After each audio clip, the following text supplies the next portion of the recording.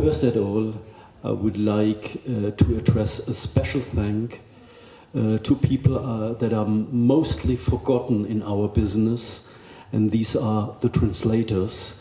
Thank you for translating us. Thank you for making it possible. So, we are now dealing with a more concrete thing, the guest of honor in Frankfurt, the guest of honor on other book fairs, the guest of honor of Georgia in 2018, and of course the experiences of Finland. But let me start with Olga. You are doing the book festival Arsenal. As far as I know, you do not have a guest of honor, but for my imagination, a guest of honor for a book fair is important to find a focus, it's a kind of PR thing, of course. In Germany, the guest of honor at Frankfurt Book Fair, there are thousands of articles that are published in newspapers, and 60% of this mentions the guest of honor, or the guest of honor is in the title, or is a story about the guest of honor. So for us it is very important, but you choose another way. What are you doing in the Arsenal Book Festival with special interest areas or something? Could you tell us a little bit about it? Yes, I think that we have a difference in understanding what is the guest of honor, because guest of honor, for example, in Frankfurt, means a lot of state involvement, like ministries of culture and so on. When we say guest of honor, it's primarily our intention, first of all.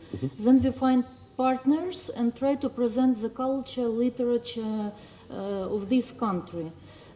So probably what you call a focus, we call the guest of honor.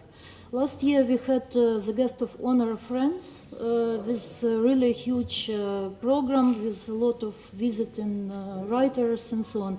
But this year, because of political situation, we have very short planning. So it's not possible to get some funding from the Ministry of Foreign Affairs of some country.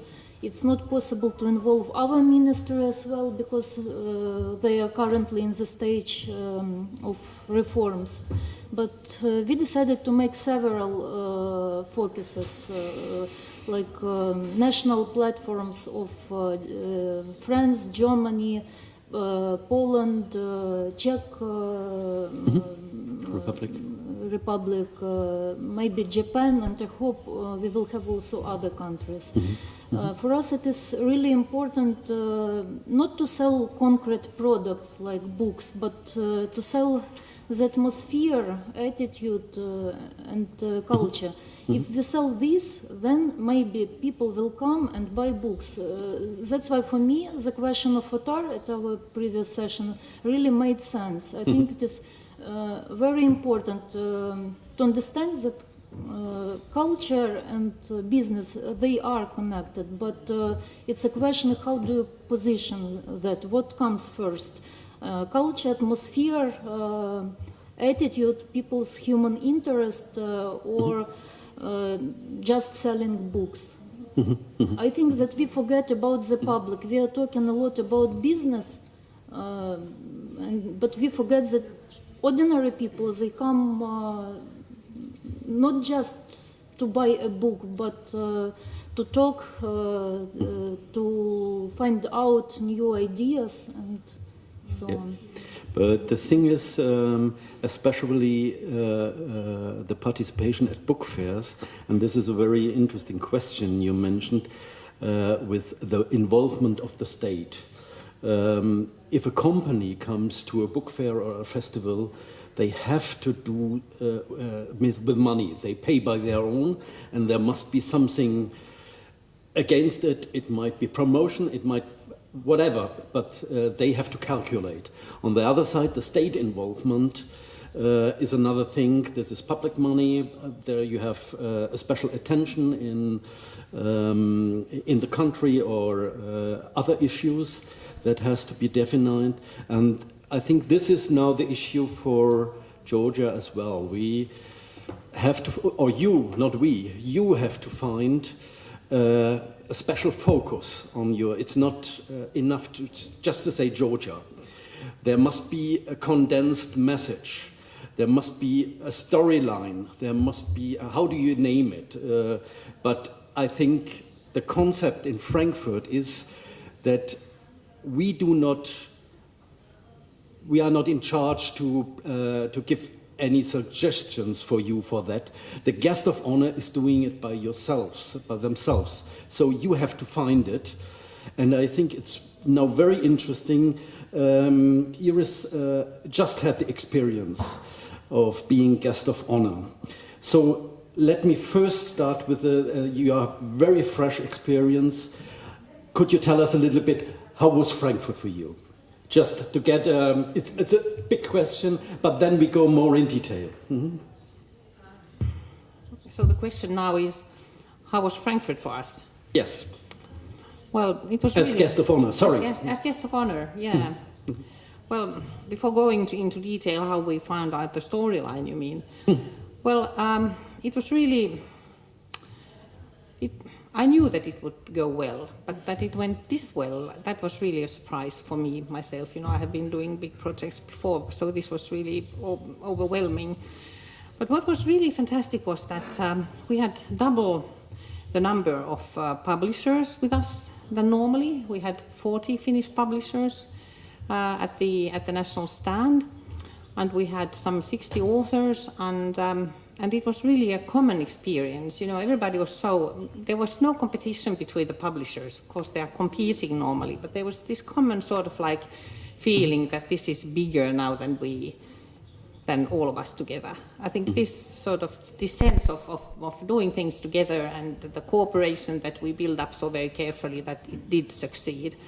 And of course, we had so many, we are now world's best guest of honor. I mean, when it comes to the mentionings in the press, there were 7,770, much more than thousands of more than China, for instance, got. And all these articles were about the guest of honor and Finnish authors and our literature and our translators and all that. So this plus all the others about the reindeers and the Santa Claus and nature and cuisine and all that comes to this. So it's now 1 month, 2 months from that, and I'm still a little bit high, I must say. Yeah. Mm-hmm. There was now the question of the first we should perhaps show you the video of the trailer you have done, so that people would get some idea.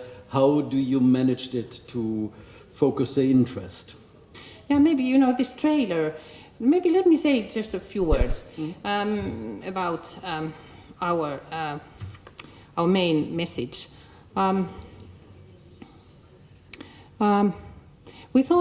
We discussed a lot what we are known for, you know, where we excel, where we are the best, maybe one of the best, and this was, of course, education. How did we come to this conclusion? It was quite a moving story. One of the members of our advisory board had heard just the previous day in a library in Finland, a little boy that he had just learned how to read, holding in his hand a Finnish picture book for children, saying aloud, "Mom, you know, reading is my superpower."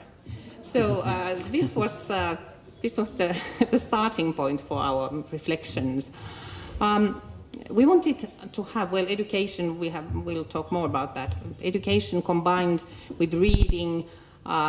Our first Finnish novel, the first fiction actually piece written in Finnish, was The Seven Brothers of Alexis Kivi, that was published only in 1870, the year when Baudelaire wrote Les Fleurs du Mal and so on. This is just to say how short our literary history is. And it's all about reading, how by reading and writing, gaining these skills, you become a full member of your village, of your society, of your own life. So this was really the heart of our story. Education, reading, what it means and all that. And then, of course, we wanted to have the same sort of like form to this story. We are talking about literature. We all know how very important it is to have the form and the content to correspond. And this is why we chose the cooperation with the University of Aalto and the University of Art and Design there. A group of students, first they made our visual identity. Well, I have all kinds of material here that I might distribute. And then another group of students from another training program, they designed our pavilion. And this was extremely well received, you know, that we had this sort of like red thread going all around our program and our planning. The trailer that you are going to see now was designed by our graphic design students, and it was presented at the first press conference in Frankfurt in 2014. So this translates also, it's very important how you convey your message. For us, it's playful, it's surprising, it's all about letters, it's about language, it's about words. And you will see, this is the alphabet, the Finnish alphabet. So please, Nino, thank you.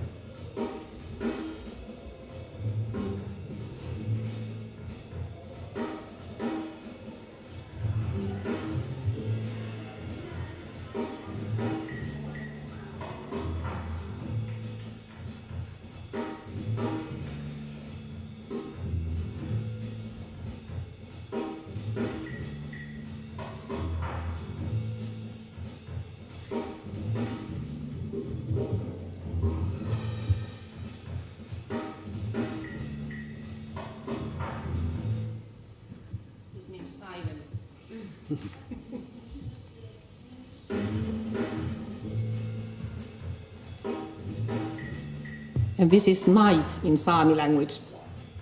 This is lake.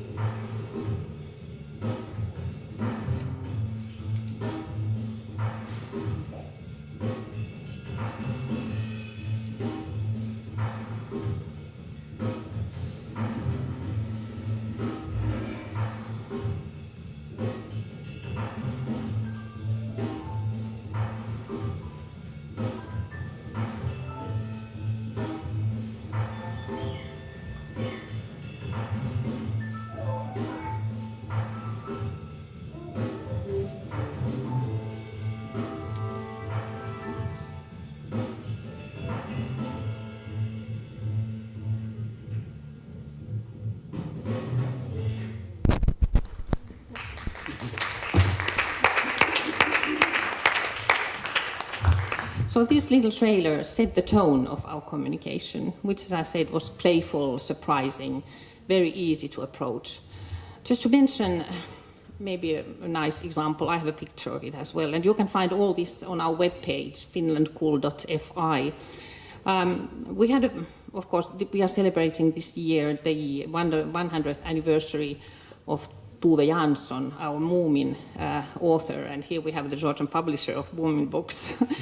Moomin is, of course, a great character in our literature, and of course, Moomin himself as a character, you know, Moomin dress was there present at the fair. And one day, it was the city of Helsinki who organized this presentation, and one day, the person who was supposed to wear the Moomin dress that day fell ill. And there was the director of Goethe Institute in Helsinki, Mikko Fritze, who said that, you know, that I've always dreamed of having this Moomin dress. So the director of the Goethe Institute in Helsinki, this important person put the Moomin dress and acted as Moomin for a couple of hours. It's a very hot thing, you know, but there he went hugging everybody, so. Thank you. So this is a trailer you have done with the motto Finland Cool. How did you? There are two things. You have to have a storyline on the one side, and you have to have a motto. These are two different things. And we have seen that there are many aspects of Finnish societies. You have also the cliches as sauna, as lakes, as the night, and whatever.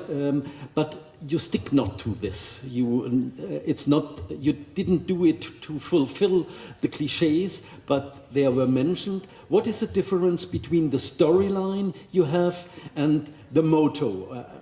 How did it come to? This is a very important question because we all need to believe in this, you know. And this is why we decided to give the strategic work to our advisory board, where the publishers' associations, the associations of authors and illustrators, and the ministries, of course, and the Finnish embassy in Berlin, and the Goethe Institute, and the National Board of Education, everybody was represented. So we had these discussions there. And it was really important. They were really committed, involved. They attended every single meeting, you know, which is really exceptional because they really firmly wanted to contribute. And we started being extremely serious about education. You know, we have the best school in the world, and we have the 100%. Everybody knows how to read and write and all that. But then we had these German members, Mikko Fritze, the Goethe Institute director, and Stefan Moster, who is our most diligent and most talented translator from Finnish into German. They said, hey, come on, don't be so serious. I mean, use cliches, don't be afraid of them, use them intelligently, you know. And that we took on board. Mm-hmm. And of course there was a lot of discussion about the logo, because it has to be, it's very demanding, it has to be not a visual logo, but it needs to be a text. I remember for Switzerland it was something like the country of valleys and mountains or something like it. You know, you need to translate the idea into a couple of words. And we had, you know, like something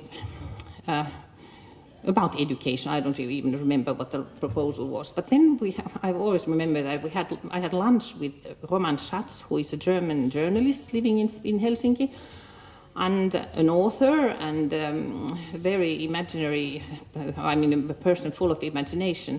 And I wanted to discuss about the logo. And then he took a piece of paper and he said, Iris, you know, I have your logo here. And it was Finland Cool, you know, with two N's. I mean, German, Finland, and then cool. And there was, of course, a lot of discussion. Is that possible? Is cool a German word? Duden says it is a German word. Duden is the most important dictionary. And then, we consulted university professors, and everybody said cool is a German word. Of course, it's a Finnish word. Maybe it's a Georgian word as well. So we are really happy about that logo, and the students gave this visual element and identity to it. Cool, you know, cool can be anything. We chose it because it has so very many meanings. Of course, Finland is a very cool country. You know, it's a very cold country, but then it's also It means surprises, very like modern. It can be really whatever. And this was really important. Thank you. Oliver, Switzerland has been guest of honor in Frankfurt, I think in 98, it was? No, 1998. 1998, yeah. And you were guest of honor in Leipzig last year. I think these are two completely different things. Perhaps not completely, but they are different. But as Leipzig is a last experience and you were involved in this, there was a title for the exhibition, and it's a little bit cool. I think it's only called Entry. Yeah, presence or Auftritt in German. Presence, Presence, Switzerland. yeah. That's for our translation maybe. Was, yeah. Okay, Leipzig is a German-speaking mostly, so we didn't make a translation. So we said presence Switzerland. We wanted to say the world, the book world, that there is more than there is a Swiss literature and there are Swiss authors, and when we wanted to present them. And for sure, we also have these cliches with like mountains and all that stuff. But we didn't do it that much. Yeah, we have mountains on our cafe, but then we play with the Swiss design, for example, and with the colors, with red and white. Everything was red and white, and that was a kind of a impression that you get in your mind. And we want to be as sympathetic. We wanted to do a lot of things in the city and to involve the Leipzig, the whole city. We have 150 authors coming to Leipzig, and we do readings not only at the book fair, also in other institutions. And we have a cooperation with the Leipzig Theatre, so we have different kind of cultural departments involved, and I guess it was a success. And yeah, I think that's okay. why it happens. And we work together with some literature ambassadors, we call them. 1 year before, we cooperate with the biggest newspaper in Leipzig, and people can apply to be an ambassador, and they do the message for the whole year, and it always comes something in the newspaper and in the local TV and all that stuff, and then everybody waiting now we are here. So that was what we wanted to do. And we did also we decided to make a gift for the visitors. We made a reader of there was a kind of a Wettbewerb, I don't know, Wettbewerb, a competition with the publishing houses in Switzerland to create a reader, and then we invited booksellers from Switzerland coming with us to Leipzig, and then we give this reader about Swiss culture, literature, and all that stuff to the visitors, and hand it out, and then they get some conversations, and then the questions, and then they ask, and then they get interested in the literature scene. So it was also quite nice. And we also did what's typical Switzerland. You go hiking, and then there's always a bench somewhere, and then we did this red bench in the cities, about 70 of them, and they are still there. And next year we want to do it a little bit like the same. For sure, it's not the same stand like this year, because if you are a guest of honor, you must be more emotional and you're not so business driven. But to get a bit of the spirit from this year, we wanted to do it next year as well. Okay. There is one big difference between the experience you have and the experience Iris has had in Frankfurt. You are a German-speaking country, and of course everything is done in Germany. And you addresses, Iris, that to the point that cool is cool a German word. we as a Frankfurt Book Fair, we doesn't understand ourselves as being a German book fair.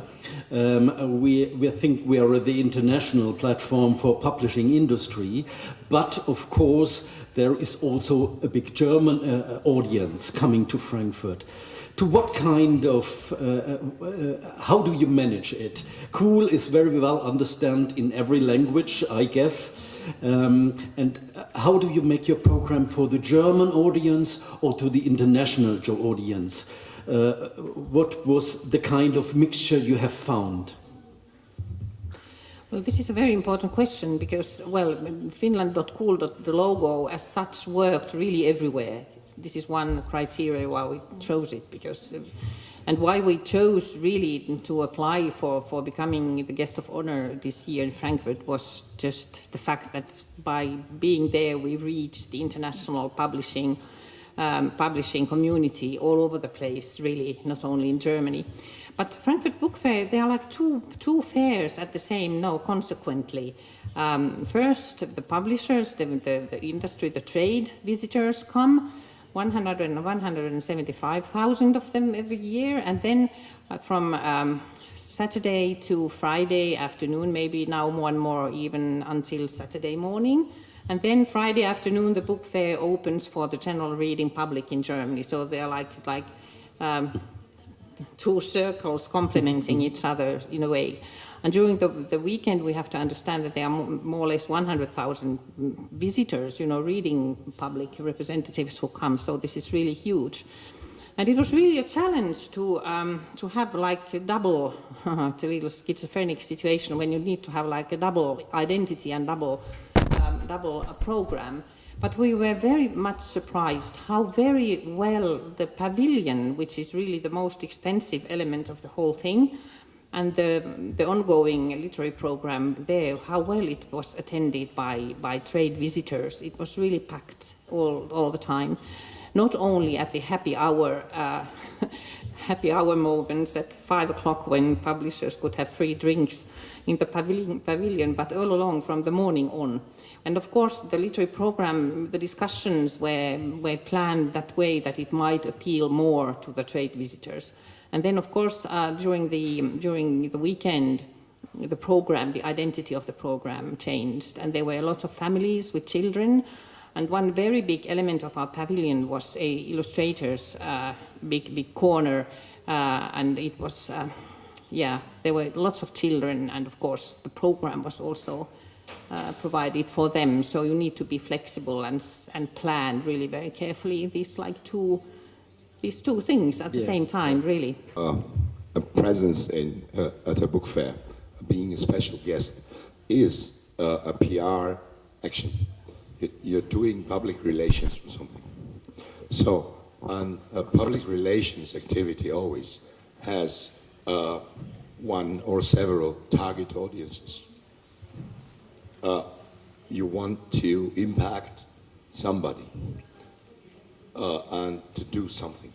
Like, what were your goals? I'm asking myself because, like, I'm completely not aware. I'm completely new. You are experienced in this. We are not. My question is, what was your target? Did you want, like, international publishers to buy lots of rights for Finnish books? Or did you want international readers to get aware that Finnish books existed so that publishers would buy Finnish books? Or did you want specifically German so what were your targets that you wanted to reach? This is one question. And another question is, Finland Cool is a nice slogan, doubtlessly, but what was it that you wanted to sell? You see, did you want to sell Finland as a country, to attract more tourists to Finland, to get, or to make it interesting for whatever? Did you want to sell Finnish fiction writing? Did you want to sell the Finnish system of education or whatever? What were the items? Because it is, for us, it is important to decide who are we addressing? Who do we want to attract? And who do we want to impact by when going to Frankfurt? Why are we doing this? You know, it's like we are doing a big PR action, and we have no target audience. We have no products that we are advertising. Yeah, I think we have to decide about. Yes, I think the questions perhaps you and Oliver could ask, because there might be different answers to this. Would you start, Aris? Yeah, with pleasure. But, you know, maybe we would need to start quite far, because the Guest of Honor Finland.cool project was not owned by the public sector. It was not owned by any ministry. It was owned by the Finnish Literature Society and by Fili, you know, because only half of the budget came from the public budget, and half of the funding came from different partners, foundations, private enterprises, and so on. So our target that was commonly set was really to bring the export and export of Finnish literature to a much higher level all over the world and permanently. Of course, we went via Germany, because there's this huge interest by German-speaking publishers, not only in Germany but in Switzerland and in Austria as well, to buy Finnish titles, because they can really advertise and sell them in the bookstores. And we need to understand that the Börsenverein is a combination of booksellers and publishers. So, of course, everybody wants the books to be sold in masses in bookstores and so on. But we also need to understand that Germany is a great gateway to wider publishing societies in many, many countries. Everybody looks at what Suhrkamp, what S. Fischer is publishing and buys accordingly the rights. So this was one very, very important thing. And it was very interesting to see that within this year there were 34 titles in the Anglo-American space that were published, which is really enormous, because normally there are max 4 titles, you know, a year. And it goes on. We keep getting the good news that 3 rights have been sold to Brazil, and 1 to China, and 1 to India, and so on. It's really an ongoing process. But our firm belief was in our strategy that, you know, by going there to Frankfurt and reaching this market, and of course it's a huge BR mechanism and machine. By going there with our content, you know, we reach all the other good things, more visibility to our country. All these articles that I mentioned were like 99.9% really positive, you know, and I don't mean in a way in a bad way, but they were really curious and nice and positive. So the country and its things got enormous attention, you know, and we believe that it brings along tourism and hopefully more exchanges between firms and commerce and all that. So for us it was very nice to prove that you can do these branding things, not starting by talking about how to brand, by going there with the content, and in our case with literature, author, illustrators, and so on. So this is maybe my comment to your very good question. And Oliver, sorry. Yeah, okay. First would like to hear Oliver. Okay. There are 2 different kind of Frankfurt in 1998. I guess we wanted to present the 4-speaking language of Switzerland, because you know, we have only 60% speaking German or Swiss German, and then 20 French and the rest Italian, and a little bit a special kind of Rätoromanisch, small, like the Sami people maybe. So and in Leipzig we focused on the German speaking book market, but as well as to be a sympathetic, open-minded country. And to say that was our goal, and to present our really open society, and to present our rich literature scene. Mm-hmm. Okay. Otta, you had a question? I was just wondering. So I think Oliver has partly answered my question.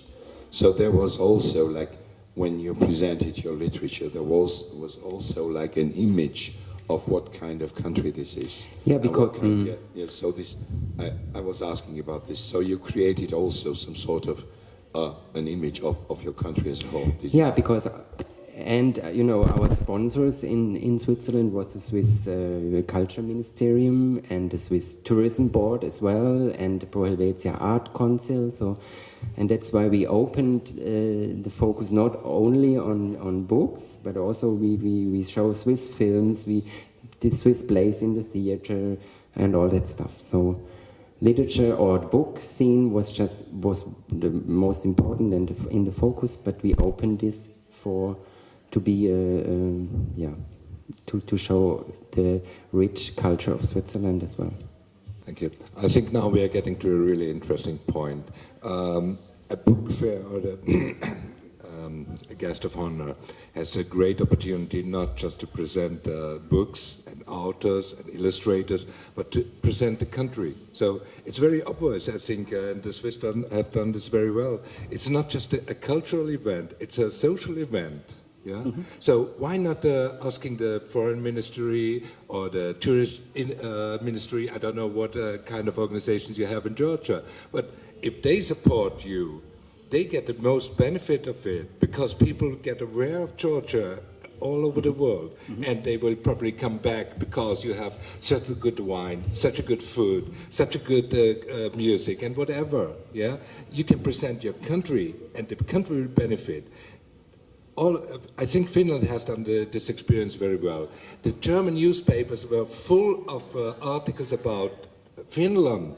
And if you get the media in Germany and all over the world full of articles about Georgia, who is going to benefit that? Not just the book trade, not just the authors, but the country itself. So it's not just a cultural event, and it shouldn't be sponsored just by cultural monies, but by the country itself. Thank you. This is obvious true, thank you for this comment, but you need somehow, even if it's true that it is a social event, but of course you need a motto, you need a storyline for this. And I would like to come to another point, and this is the involvement, first another point. Medea, you now have experience of a lot of guest of honor presentation in Frankfurt. There is the presentation in the pavilion, there is the business presentation at the stands. What is your impression? What, if you have visited all these presentations, what was important for you as being guest of honor in the future, and what was a benefit for visiting it for you? As I remember, I have visited about 5 guest of honor programs, opening ceremonies and pavilions, etc., collective stands of guest of honor countries.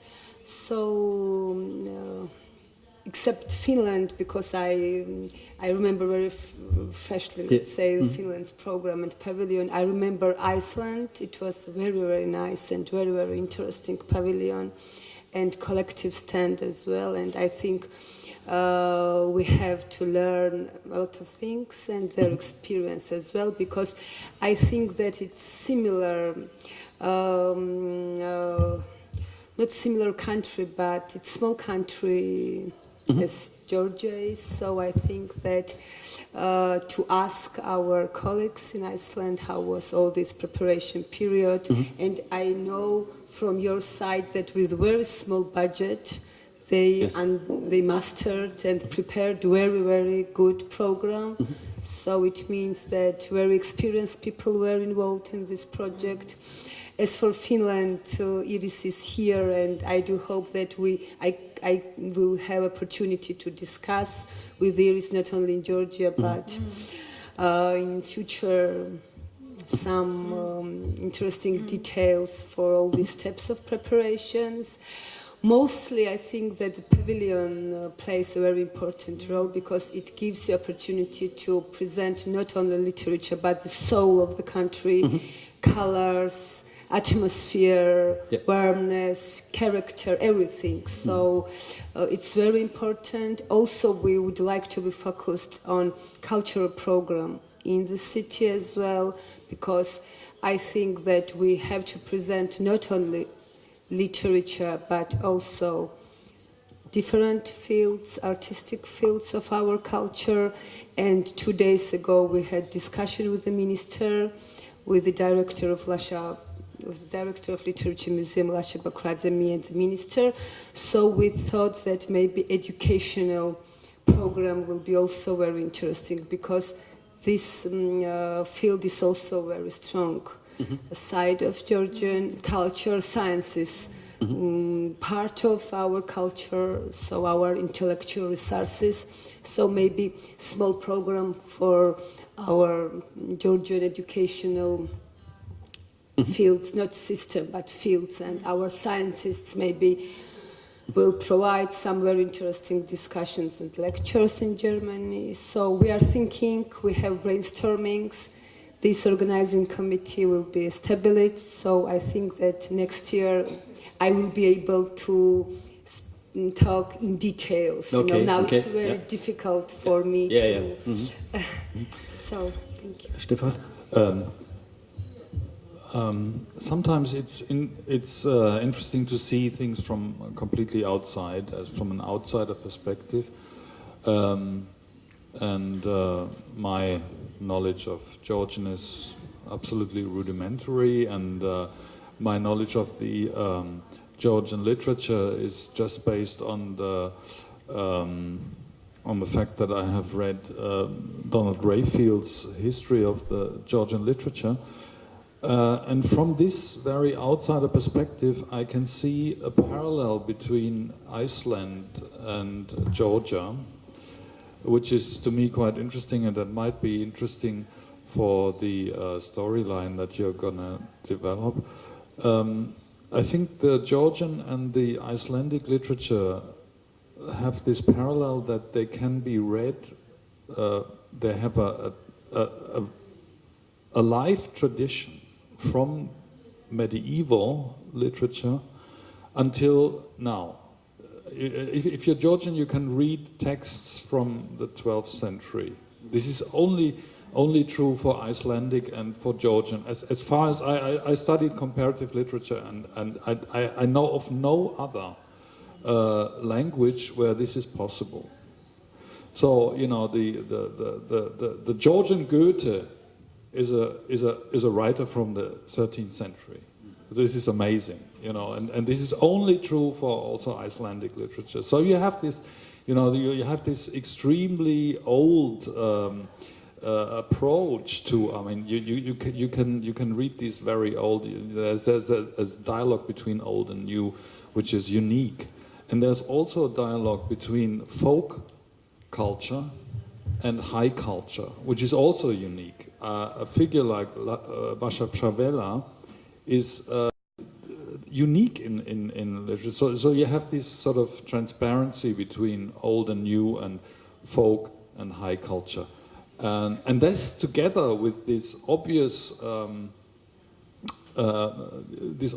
modernization impetus which the country has at the moment, politically and economically also, should maybe also be quite a powerful handle on showing an interesting country, because this is, nobody has this. Just an outsider idea. This is an interesting point, focusing on the history, on recent development. It's obvious, true, that there is a long history, but which role could it play in the storyline? Should it be a focus, or for us it is very interesting in Frankfurt to have young authors there, young voices, but of course they are connected, they are in a tradition, and perhaps to explain the tradition or the history by involvement of young authors, if it's possible. Yeah. Just one more thing.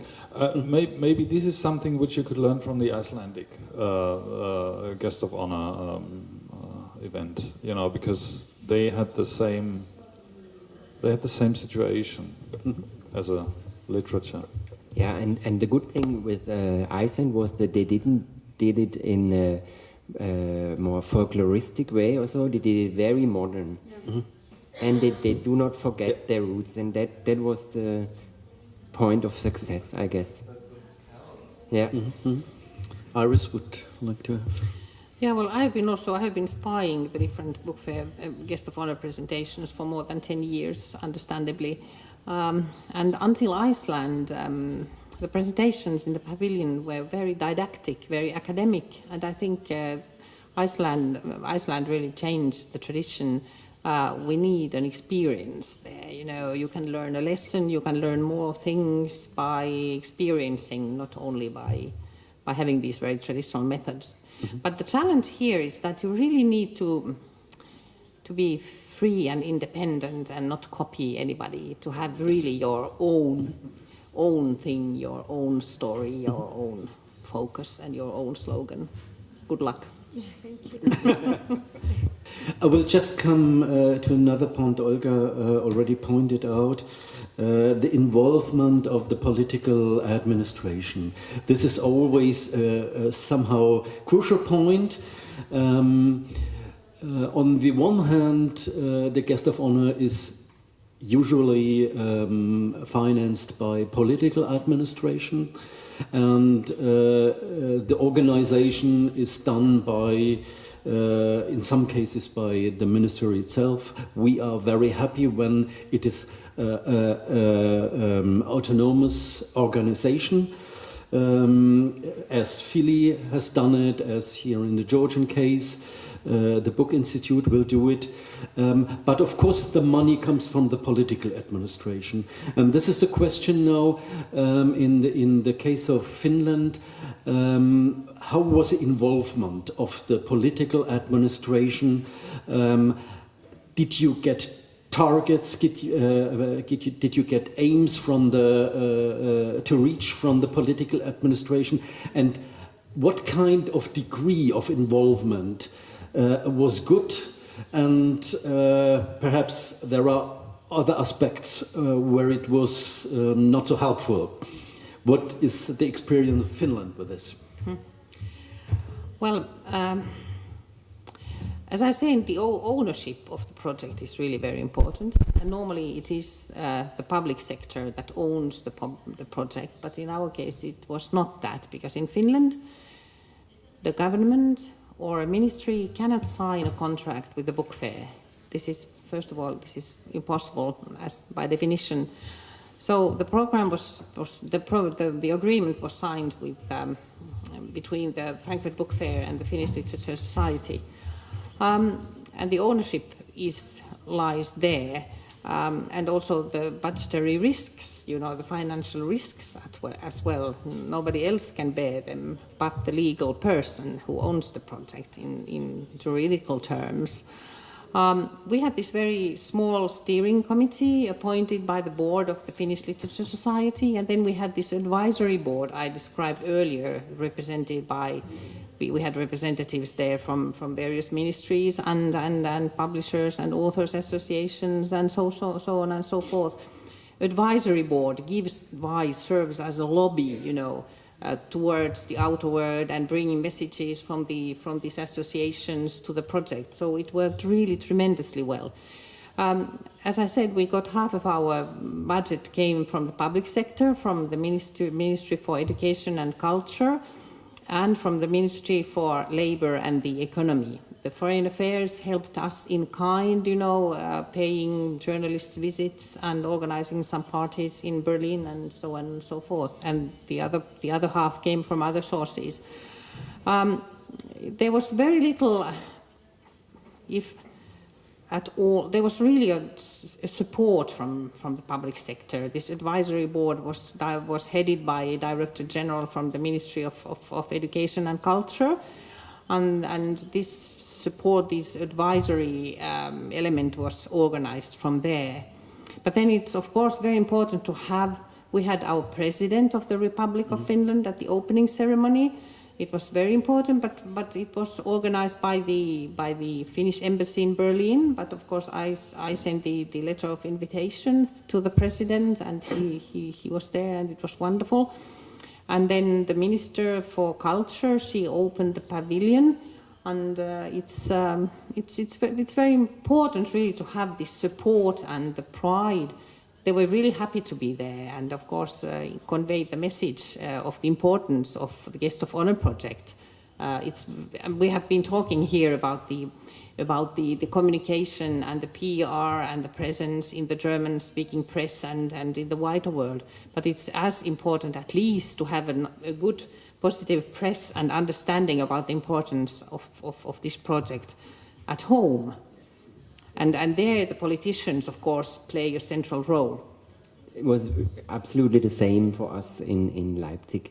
It was as important, and the press was very good, and a lot of press in Germany, but also in our own country. So we have a cooperation with our broadcasting network and radio station, and with one of our governments speaks there, and it was good that he came and all that stuff. So we always have to fight in our own country to get supporting and to get supported by the government. And if we can show them that we can do it well and we are a good ambassador of our country, it's good for us in our own country. Okay. Olga, how's the situation in the Ukraine? It's a very specific situation at the moment, and of course the political issue, you mentioned it already, is involved from the first step on. And how is the cooperation with the political administration, and how do you choose, how do you select the items you are focusing on at your festival? Well, we are now really at 0 point after the revolution. Before, the Ministry of Culture really neglected its main goals. There was not any strategy, and it mostly supported various folkloric things. But now we have a new minister who really involves public sector and independent experts. And they are currently writing a big strategy till 2025. So at the moment it's only at the stage of some vision, let's say. But I hope very much that in nearest years they will focus also on the publishing sector as well. At the moment they do not support, but I think that with the experts who are currently involved, the situation will dramatically change soon. And it's also interesting how politicians now pay attention to publishing sector, because before this year no one never visited any book fair at all.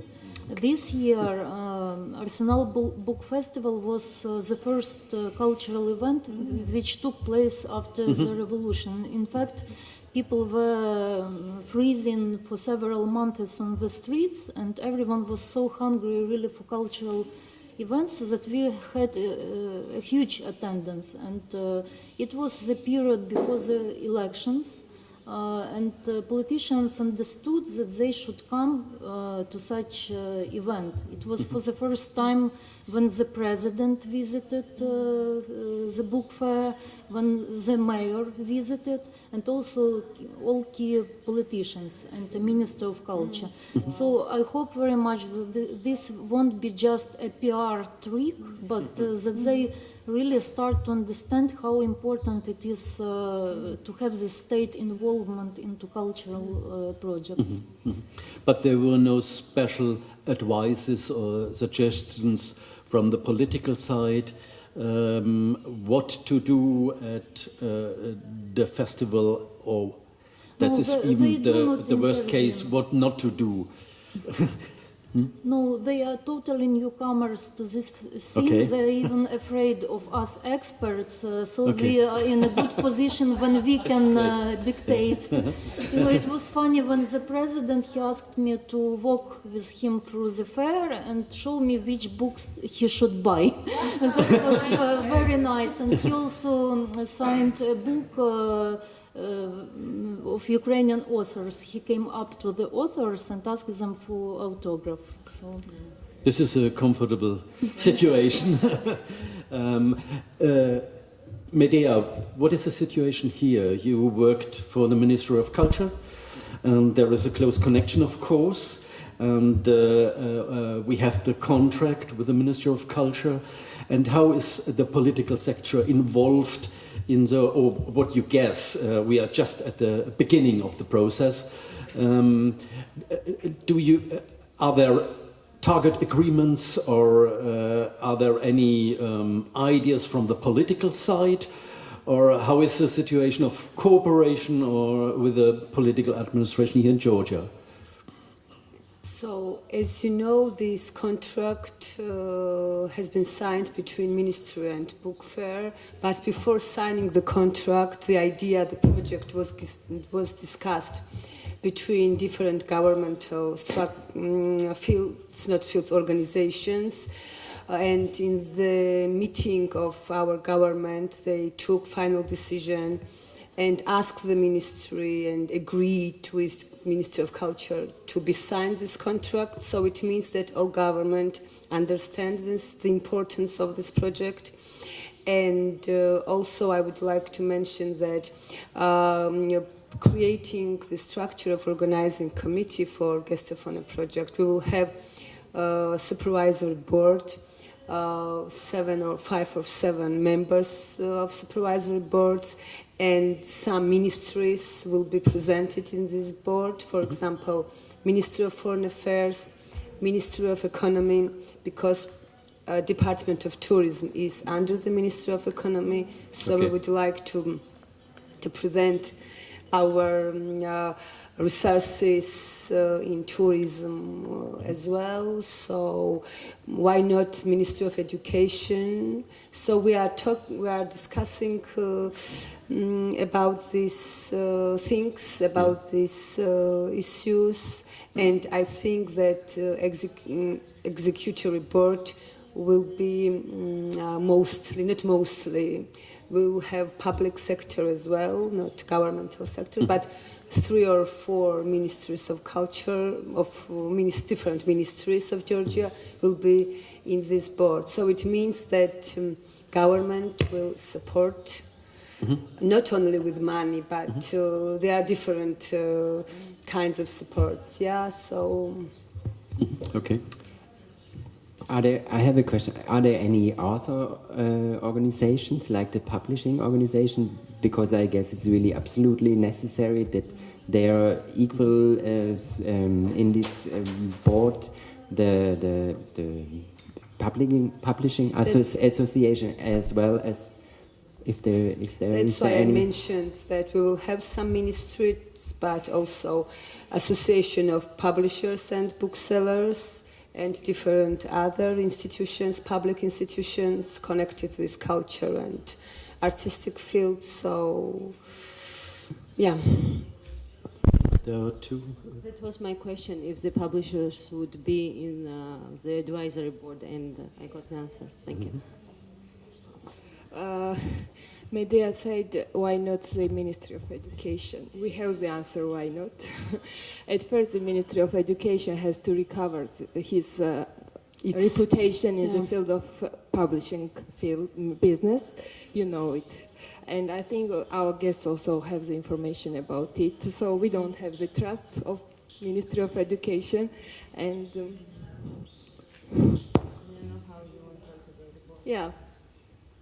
Great part of the publisher won't be happy to see the Ministry of Education in the board because many reasons. I think all the guests know about it, and I won't speak about it. Okay. May I ask a question? So, when, not to Dea, not to Georgian side, but to Oliver. So you said that the Publishers Association must be involved also. So Iris also told that they had like a steering committee and an advisory board. So what is your experience of effective structures of like obviously it is nice to have cooperation between various players while starting such a big project. Do they have all to sit in one board, one committee, one organization with many representatives? Do you think this is the flexible, nice, workable model? Or you have like some sort of agreement of function, like assigning functions, and then everybody takes decisions relevant for their function. What do you think would be, or what kind of models have you experienced? Perhaps I'm the moderator here, but perhaps I can give some ideas from our experience from the Frankfurt Book Fair before you can comment on this. For us, we have a lot of experience with the guest of honor, and it never works the same as last year. It's always a complete new game. But for us, it is very important, and it's very, very important that there is that the other side, the Georgian side, the Finnish side, speaks with one voice. If there are huge committees and it's not regulated, who is the contact person or who is in charge for speaking in the rule of all the partners, it will be incredible for us to organize it. So this is a big task for you to choose how you would like to organize. We have some good experience with these two boards.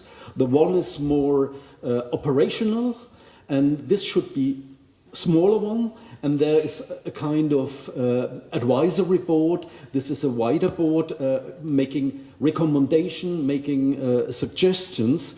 But the thing is, if you have a core of 20 people arguing to Frankfurt, we will get mad.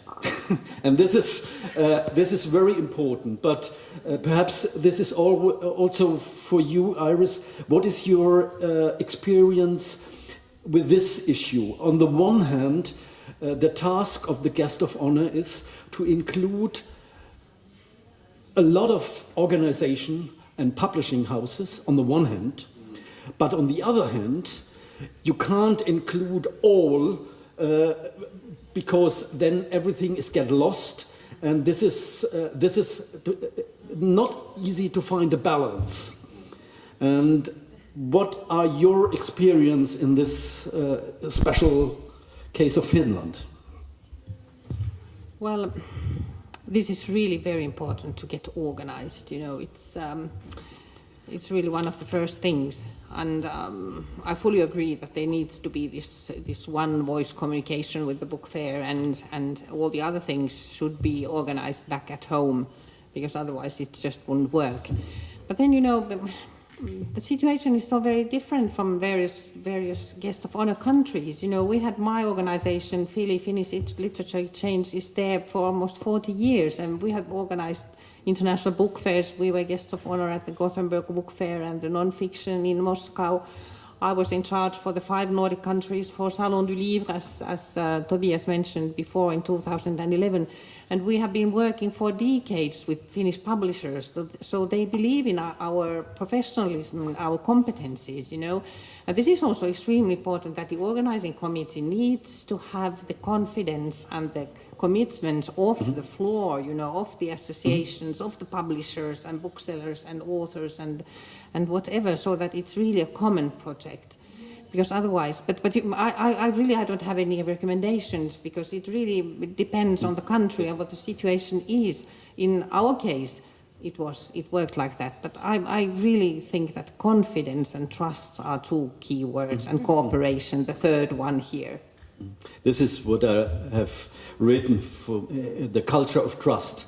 There are, of course, in the project of the Guest of Honor, there are many stakeholders, and of course everybody has its own interest, and that is okay.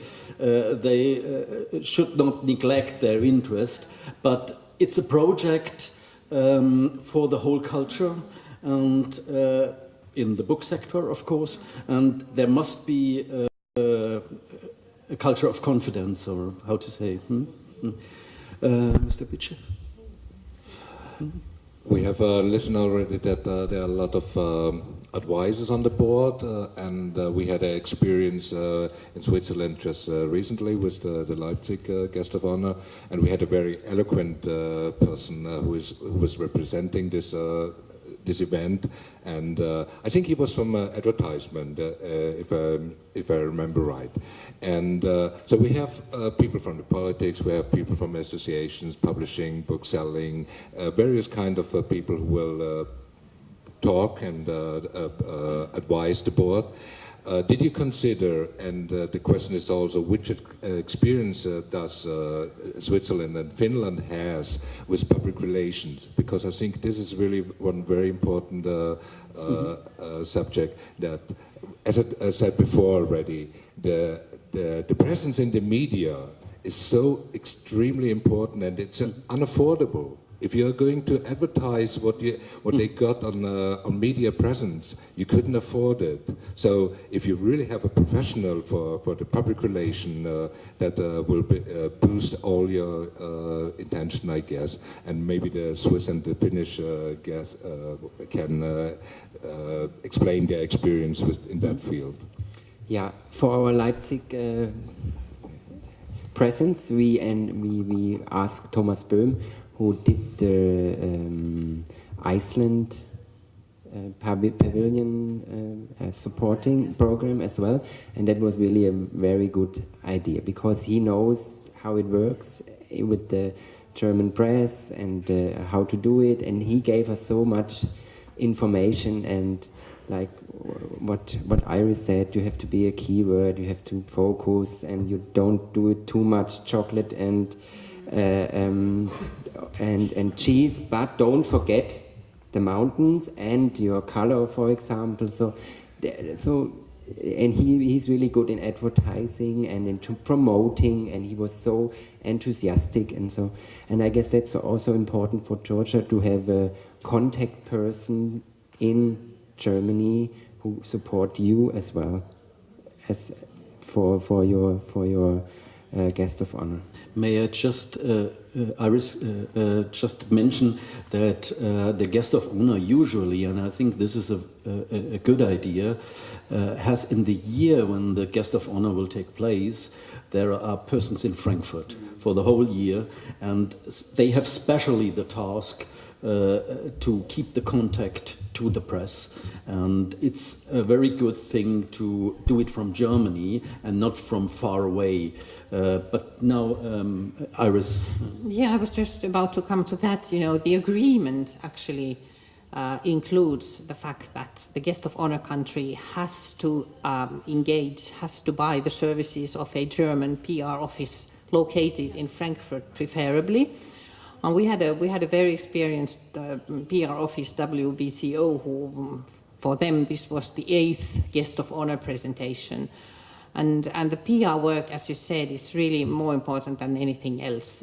We started the cooperation like 16 months before the fair, and organized together with them the journalists' visits and all that. And these German offices, they know everybody, whom to address and in what field and so on. It's immensely important. But then, of course, you need to have an expert also back at home. Yeah.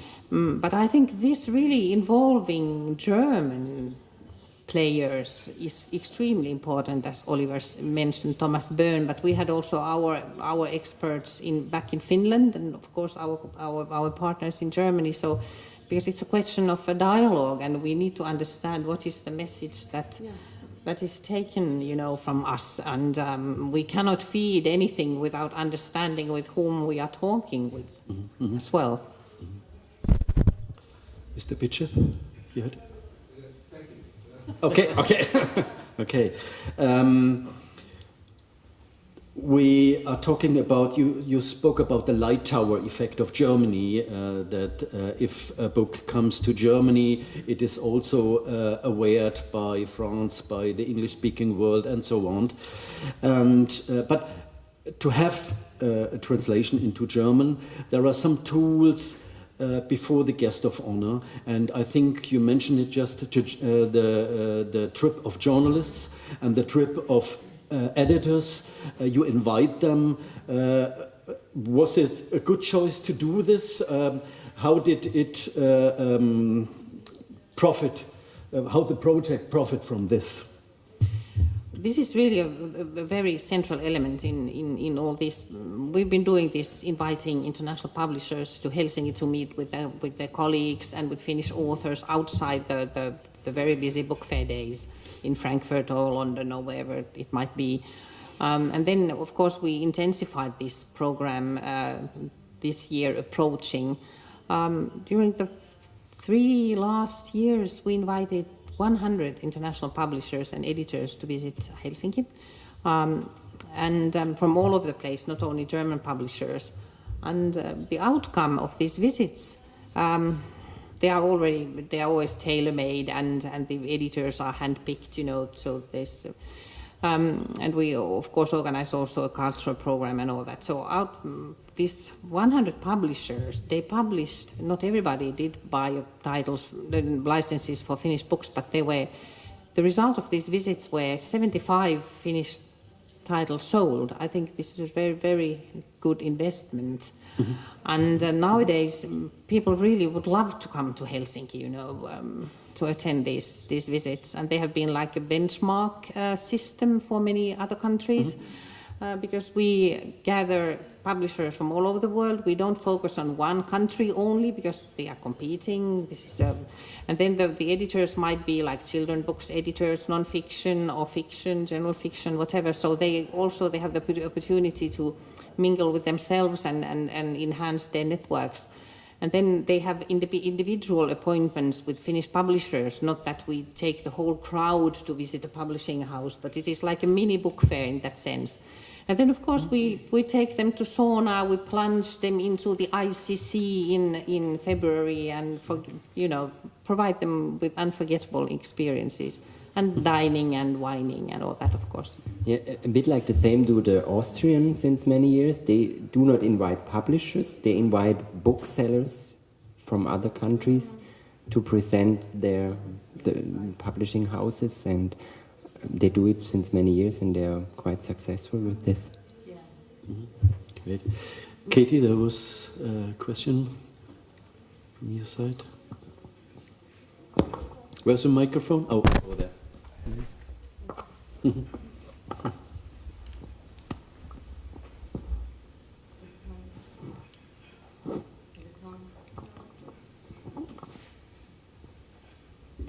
Tobias? Yeah. Yes. Yeah, Tobias.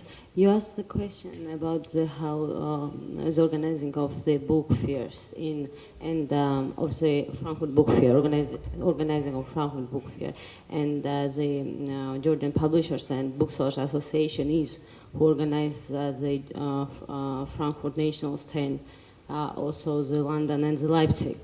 For the last years since they exist, because these projects were written in the association by the different publishers.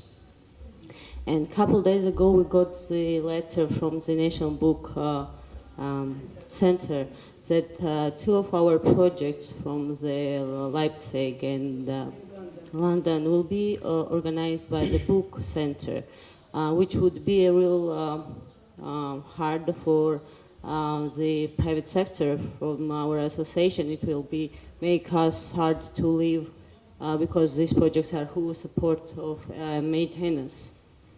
And plus in the National Book Center doesn't have a publisher in the advisory board. and I don't understand how the book fairs can be organized without advising, without publishers. So I am kind of lost. I don't understand the role of association in the international book fairs. And of course, I need to clarify to know our role for preparing for the Frankfurt Guest of Honor. Because if all the projects will be taken from us, then what will we do? I mean, yes, of course, we'll come and promote our writers, but I think we need a more role in all this story. From our side, before Medea will say something to this, I would say from the side of the Frankfurt Book Fair, we have a lot of experience with different collective stands. There are some stands that are done by a publisher, and they invite other publishers to join it. We have some collective stands that are organized by the political administration, and sometimes they invite publishers, sometimes they do not. Otherwise, we have the situation that translating funding organization, as they organized the stand. There is no rule. There are several examples for us in Frankfurt. What we would like from Frankfurt is the involvement of the publishing houses, especially as it is in the case in some countries where the stand is only done by the political administration. It's okay that they come and we give them space, but from our side, it's good that there is a networking, an international networking, and the interest of the political administration is not in networking; it's just in the presentation of the country. But there is no networking happening actually. So for us, it is very important to have the publishers there. But which model you're choosing, who is organizing this? It's up to you, it's up to the country to decide it. We would appreciate that publishers coming to Frankfurt and that the organizer of, that might be an institute, that might be the publishing association, gives advice, for instance, to the first-timers, for the people that are coming to the fair the first time, that they, for some publishers, Frankfurt is a huge experience, and they sit for 2 days there and didn't know what to do because it's overwhelming. We have 170,000 square meters and 7,400 publishers attending, and sometimes this is overwhelming. And I think the organizer of a collective stand should be prepared to give just to these people advice, how to orientate, to whom to contact. That's the normal at the normal book fair. That would be my answer.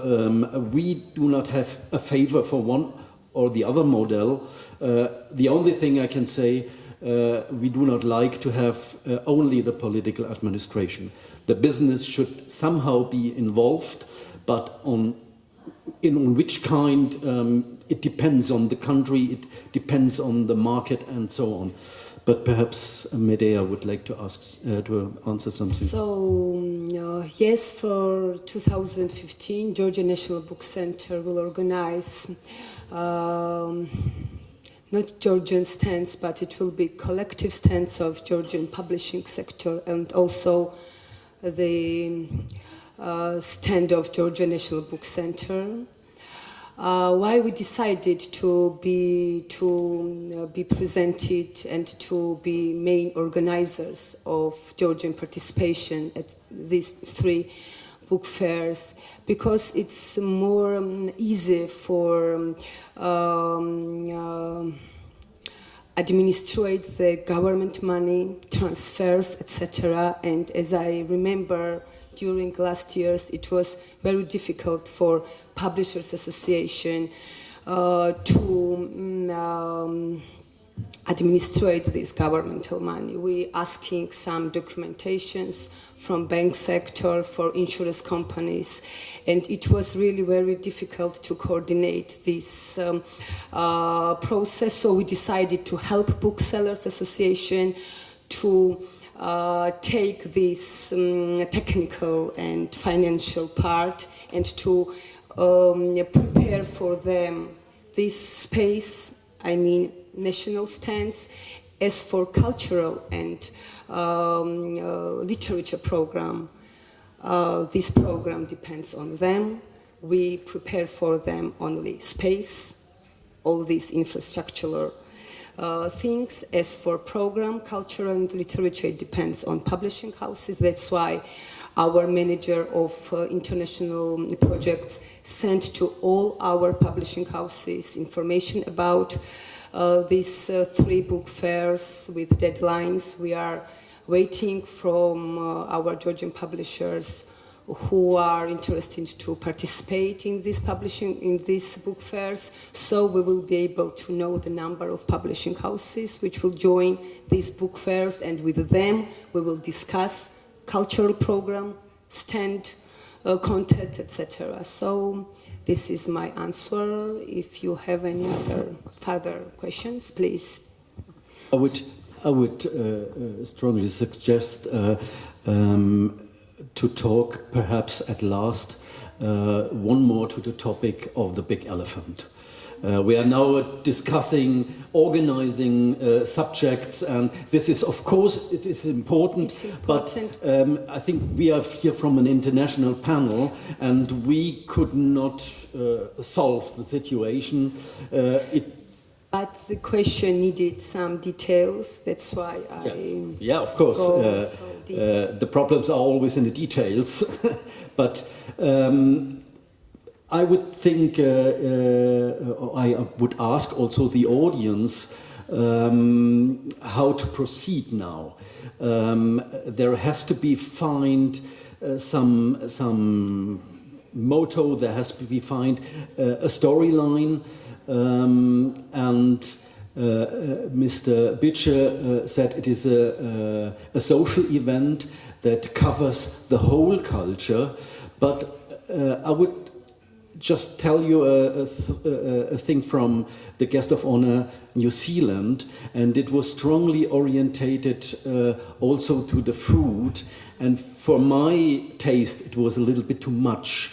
It was the half of the presentation of the press conference was about food and about wine, and of course they have excellent wine, and of course I would like to know a lot about it, but don't forget we are at a book fair, and this could play a role within the guest of honor, but it must be somehow connected to the contents of the culture and... Of course, it must be connected. That would be a misunderstanding if we are going to sell food. Yeah, but to make the audience stay and to make them feel comfortable, you have to serve them food. First, you have to eat, and then you make business. The business is books. Okay. Mm-hmm. Stefan. Just as also. In this context, as in Germany, there's a real fashion of bookstores opening with sort of book and wine sort of thing. And also in Germany, you can Wein lesen and books lesen. It's the same word. If you pick the wine, it's the Weinlese, right? Yeah. So I think there's a very strong connection, which would be understood in the German public because they just running to these book and wine shops like lemmings, so why not take advantage of that? Yeah. Yes? So, hello. Hello. I'm Tina Tin. I'm the director of Georgian Publishers and Booksellers Association. And I have one question. We mainly talked here about the successful examples of being guests of honor. and I'm just like interested. Have you had maybe experience of a country like less successful at this, you know? And I want to know what the common mistakes and the most significant mistakes of these countries might have been to lead them at that point, you know. Okay, so it's a kind of tricky question for me. May I just may I give, because this is really very interesting, but may I give just one more comment about finding this motto or finding the focus? Maybe we won't be able to do it right here and now, but maybe we can have some advice on how you can organize finding it, whether you need to organize some sort of think tank, you need to organize some sort of brainstorming, who's doing the brainstorming, how like everybody feels comfortable with other people having stormed their brains in his name. So these kind of questions, how is it possible to organize this kind of process? And then I think Tina T's question was really very interesting. I'm sorry to interrupt you, but that one is... Okay. Yeah, I think this is really very, very important, what you say, what you ask. If I may share with you how we did it, at the beginning of the strategic thinking and the motto and all that. We had this advisory board representing everybody that I just described. And then we invited Jaakko Tapaninen, who is a former CEO of one of our biggest publishing houses, an old goer to Frankfurt Book Fair, knowing really the business. And actually he made for me a feasibility study already in 2008. A feasibility study is a very nice thing as well, you know, proving that it's worthwhile investing all these monies and all these efforts and what are the outcomes expected and all that. But Jaakko, everybody knows him and everybody trusts him, and he's really a very, you know, an integral part of the publishing industry. He was not a publisher, he had left at that time, he was an independent consultant, but everybody knew him and trusted him and all that. So he had these 2 or 3 sessions really professionally where he invited all of us to think, you know, and to think freely and creatively and all that. So this was option, and this was where it started, you know, again as a common joint in, you know, project and think tank. There are 2 things I would like to say to your questions. The first thing is having this in mind, that this is always the big question or the first question of being a guest of honor. We now started, if there is a letter of intent of a country, we ask the country for a bid book. This has not been done with Georgia, but we started now. And I think it's a wonderful idea, because that what is happening now in Georgia should be already done when the letter of intent is. The bid book is a book about 100 pages, covering several aspects of the guest of honor, and so there is the bright audience of publishers, of the association, of other organizations who can have first ideas. Of course, as you know, the project takes 3 years. Normally, in some cases, it's even longer.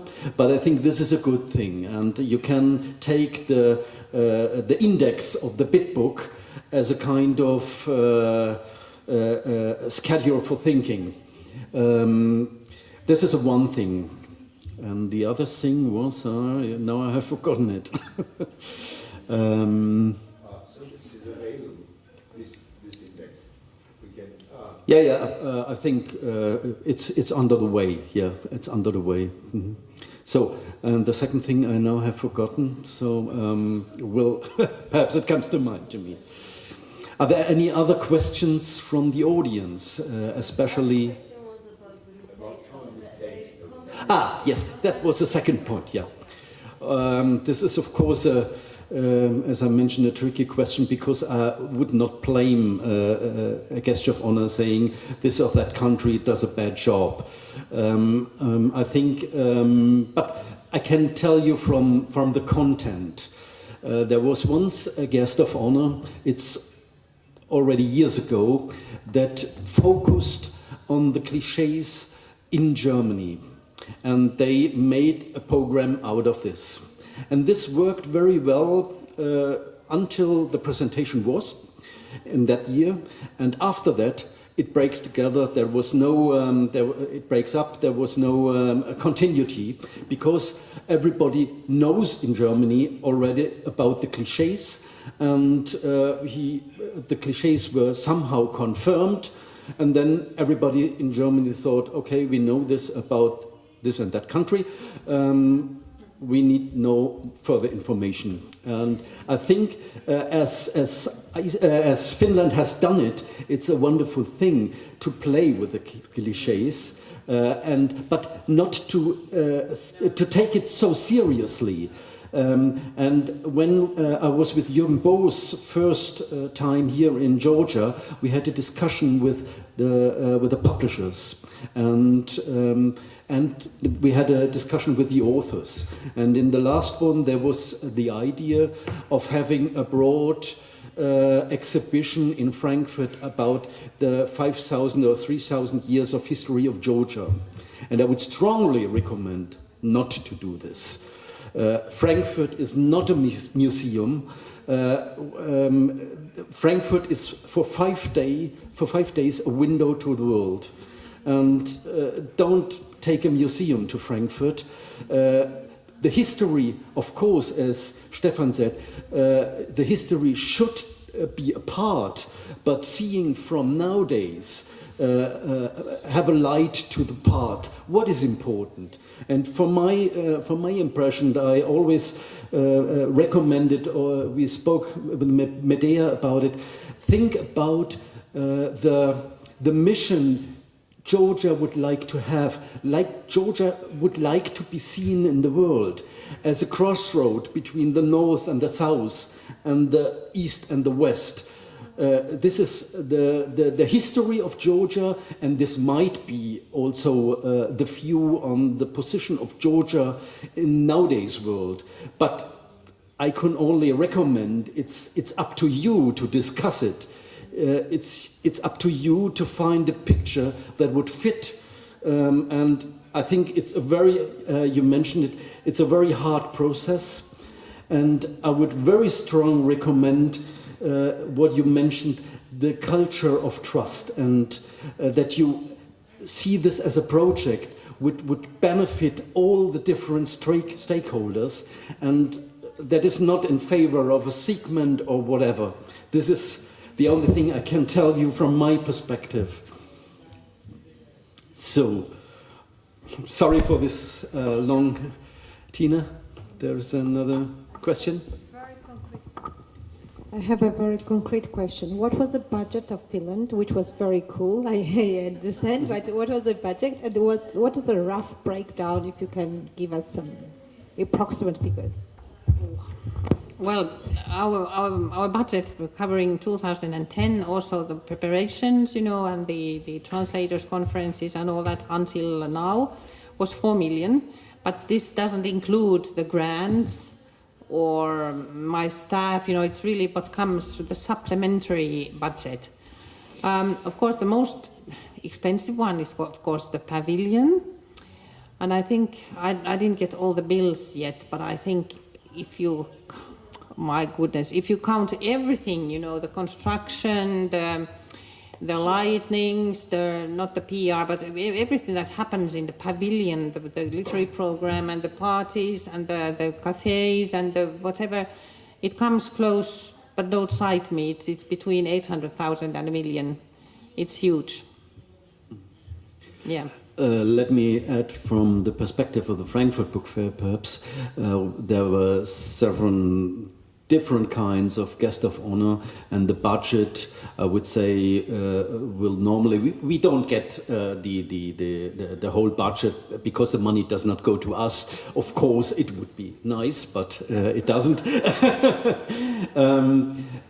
But it depends very strongly what the country in question would like to do in Frankfurt and in Germany as well, not only at the Frankfurt Book Fair. If you make a big exhibition at the Museum of Modern Arts, for instance, this will cost a lot of money, and supporting also the Guest of Honor project, of course, but if you do a lot in this sector, museums and readings in Germany, starting at the 1st of January of that year. You can imagine that there is no figure for this. There is a huge range from money, and I think the range is from about 2-3 millions to there were countries that have spent a pavilion in the garden of Frankfurt, and it was about 10 millions or something. So there is a big range, and there is no fixed money for this. The last thing, perhaps, I would like to ask is there was some special idea or special practice from Finland organizing the pavilion. And I think it was a very interesting way you have found for organizing it. Usually you are asking, this is 2,000 square meters, and it's not so easy to fill 2,000 square meters with an exhibition or something we would like to do. And Finland find its own way to do this presentation. Perhaps you can tell a little bit about your idea and the... Yeah, I should have some pictures here, but maybe we don't have time to do that. But please visit our website. The pavilion is presented there as well.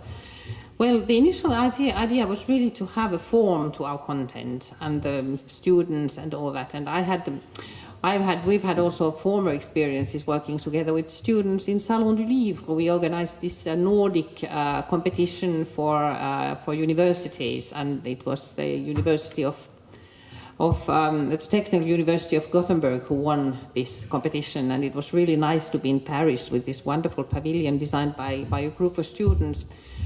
French architects came to ask us, who has designed this fantastic pavilion for you, and they were really very amazed to hear that they were students. So we had this experience from before. I mean, budget was not at all our initial idea. Of course, it's much cheaper to have a group of students, compared to this.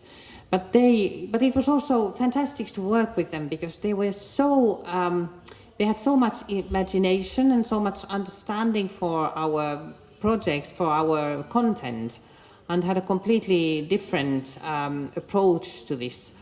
And also one very important thing in Germany is the ecological aspect. It's very important for all of us, of course, but in Germany especially. So much of the material will be recycled in different forms in Germany or in Finland. So this was also very important. And the commitment of the student and the joy, how they worked with this project was unbelievable to follow with. It was really great. We had a constructor in Frankfurt, Messeforum. No, it's a fair construction. A very professional constructor who has always, more or less always, built up the pavilions. And they said... Yeah, this is Finland, yeah. And they said that they never have worked with such good and precise pictures, for the construction. So it was also a very nice feedback for the students, and of course opened for them incredible possibilities for their future careers. So I really can recommend this. It was really, really very nice. And beautiful. Thank you. And just having this picture, this was also a new thing at the Guest of Honor. Yeah, it was a new thing, yeah. Yeah, and usually, I mentioned it before, the Guest of Honor has its business stand in the hall where the country usually is. And on the other hand, the pavilion.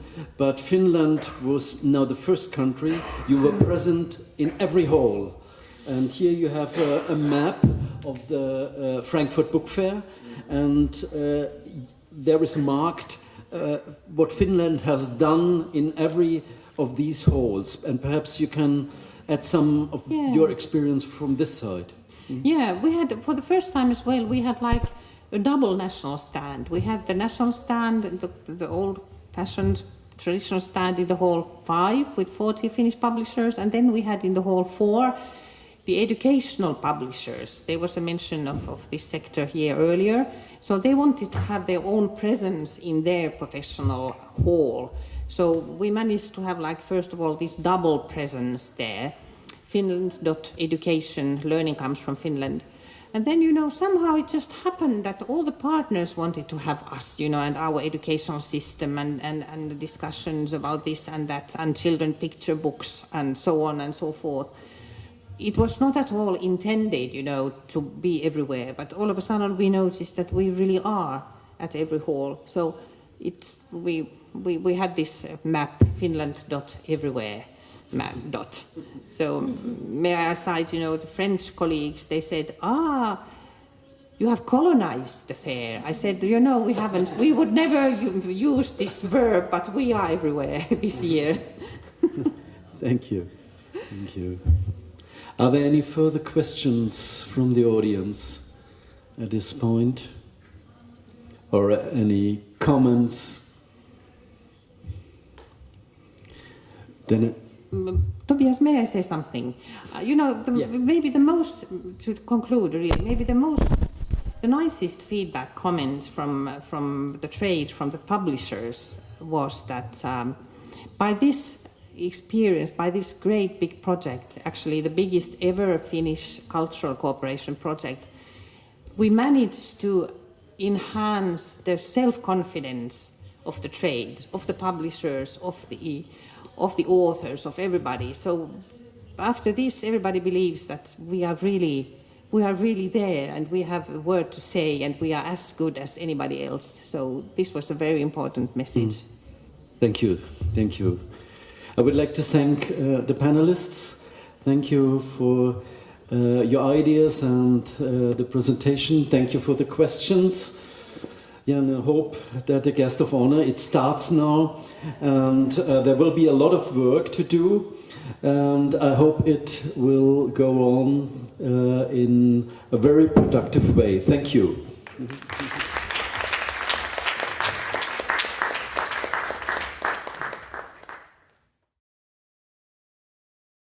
Organize a library of artist books, and we brought some books extra which were for sale, and I must say I'm quite impressed by the room over there with all different projects from different horizons, but it feels there's a common understanding on what it means to make artist books and try to figure out how they circulate. I'm going to introduce briefly what we do and where I come from. I started as a photographer actually in the early 90s, 93, 94. Shooting on film, and as soon as I started, I made my first fanzine in Switzerland, which was, I even forget, like 30 pages, black and white, A5. Then we moved on to offset printing.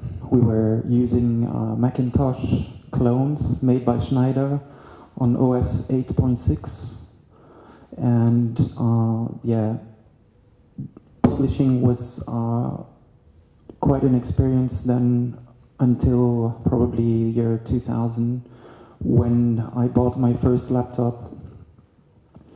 I sold this image I shot in New York of this skateboarder riding this broken car in Queens to Sony PlayStation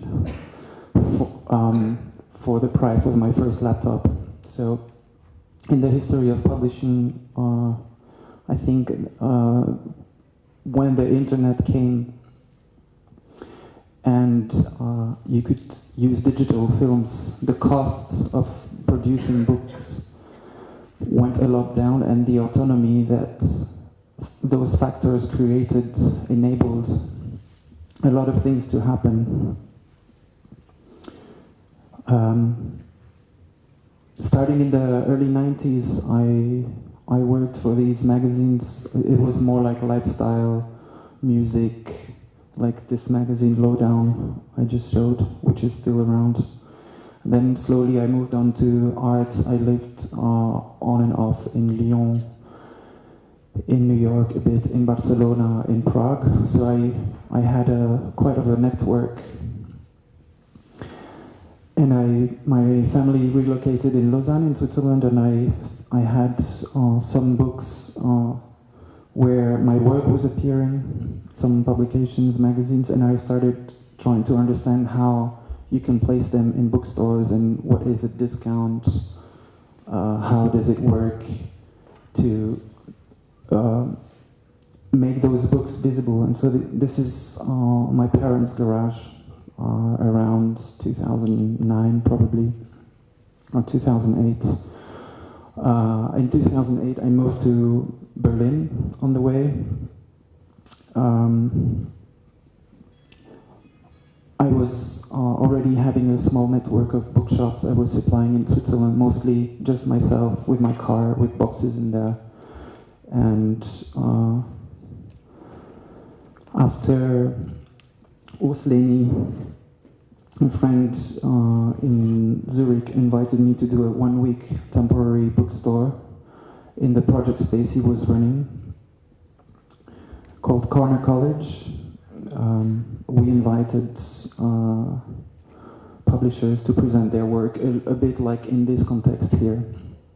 And he also designed our logo, because I didn't have a name so far, so I just said, yeah, I think I'm going to use this name. And even without asking him, he designed my logo, which stayed until today, and I'm probably not going to change it. So back to this temporary store story. When I moved to Berlin, my girlfriend opened her gallery in 2008. And right next to it, we found this beautiful space. So this is the bookshop in December 2008, before we opened. It's an old frame factory with this super nice furniture. And there's a vitrine on the street. It's a bit hidden, so of course I had no idea of how to run a bookstore, so to say. So I learned everything on the spot. And I like this idea in relation to what is happening here. So I don't think I can talk for too long, but further on I'm going to try to identify a few examples of books and how they were produced and how they were circulated in order for people to understand what are the possibilities. Because I think, referring to the talk before, the questions is always how does a young artist show his work for the first time? And this is not necessarily something you learn in school. In school, mostly you learn how to make the work, and you should stay like this, but then it's sometimes difficult to understand how you put it out there in the world. So the store has accumulated in 5 years some 10,000 titles, I would say. I'm not even sure. These are photos from 4 years ago, if I'm not wrong. From the very start, we invited artists and changed the display in the middle in this table. So this is a project we made with Roma Publications, where we decided to put all their books on the table, highlighted for 1 month, and we did an event. We had also in the back reading room with the very first titles they published, all the newsprints. So working kind of a library. So I'll just go quick. And Batja Suter, the wife of Roger Willems, made a project for the vitrines with images of one book.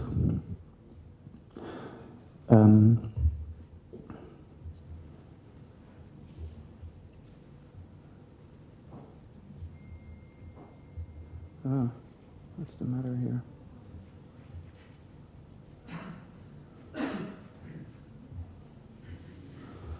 So from the very start, we, of course, in Berlin you have a lot of bookshops. You have Walter Koenig, who is since the late 60s has become a reference for artist books worldwide, stocking museum stores. You have Paul Quadratmeter, who is focused on architecture, city planning, theory, philosophy. Right next to us you have B-Books, who is also a publisher, translating a lot of philosophy, if not publishing it. So we had to find a position and try to fit the landscape and try to see what we could do with all this. And so in the first years of the store, altogether I've counted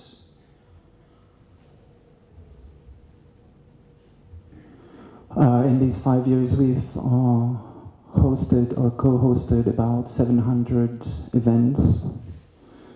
There's just a text archive,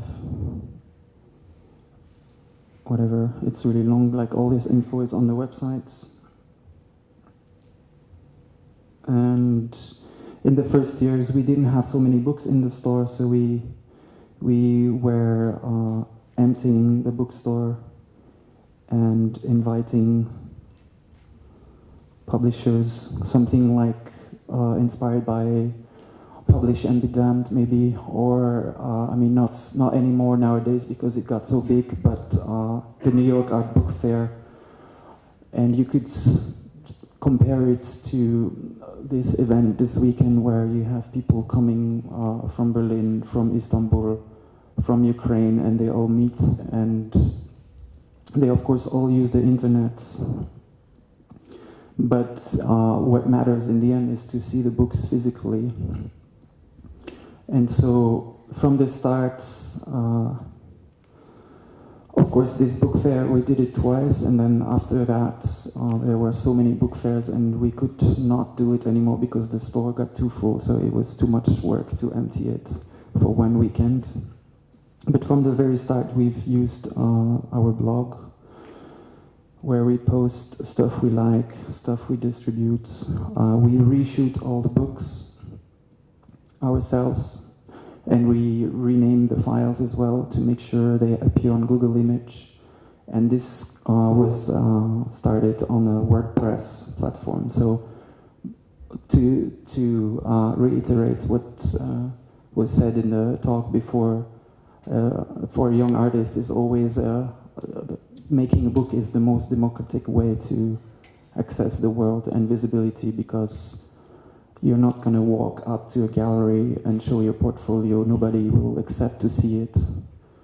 You're not necessarily going to show your portfolio to a curator, but eventually if you make a book and it's nice and people like it, it goes through these borders very naturally. And it's not only a personal pleasure, but then given the context of internet, Instagram, whatever, Facebook, to name them, your work can be visible instantly. And I always like to say the fact that a book can be published in an edition of 20, 200 or 2000, potentially it can occupy the same amount of pixels on the internet. So when you browse our page, you have books that are editions of 500, like this one. This is a few thousand copies. And if I go ahead, probably this, I think they do 1,000 now, I'm not sure. But if you go ahead, you will have books that are an edition of 50, and probably after this weekend I will post something from here. We're also just my introduction is very long, but after a while we were also invited by institutions, and this is Wheels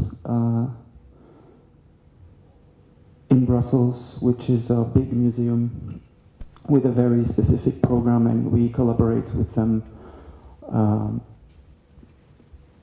to run the bookstore. So maybe half of what they stock is from us through our distribution network. We work with about, I don't know exactly because it's changing all the time, maybe 100 publishers. So this means we get books from publishers and artists, and then we distribute them to other bookstores. Whereas working as a bookstore, we sell the books directly as well. We also have online on our shop is about 7,000 titles indexed, and we also sell on Amazon, so we eventually ship worldwide. The collaborations with the institutions, there's about 10 bookstores. So Wheels, Kunsthalle Basel, Institute of Modern Art in Brisbane, and Charlottenburg and Künstlerhaus Graz are the biggest ones, but already it looks really big, but it's not necessarily huge the way it looks online. So for example, in Australia we have shipped maybe 300 kilos of books to start the project. In here we have shipped 133 boxes of 30, plus we took some stuff on the plane, and some of the books will stay here for the library projects. A small box of books will go to Istanbul. Hopefully another box will go to Kiev, and with this it's just a matter of describing that, of course, we do trade business with, so to say, quite big publishing houses. Not the biggest ones, but we distribute Moose, for example, or Spectre Books, who make 50 books a year. But we also work directly with artists, and this is clearly inspired by Art Metropole or Printed Matter, who were created in 70s, late 70s, 80s, and who are some of these key places where all these books circulate.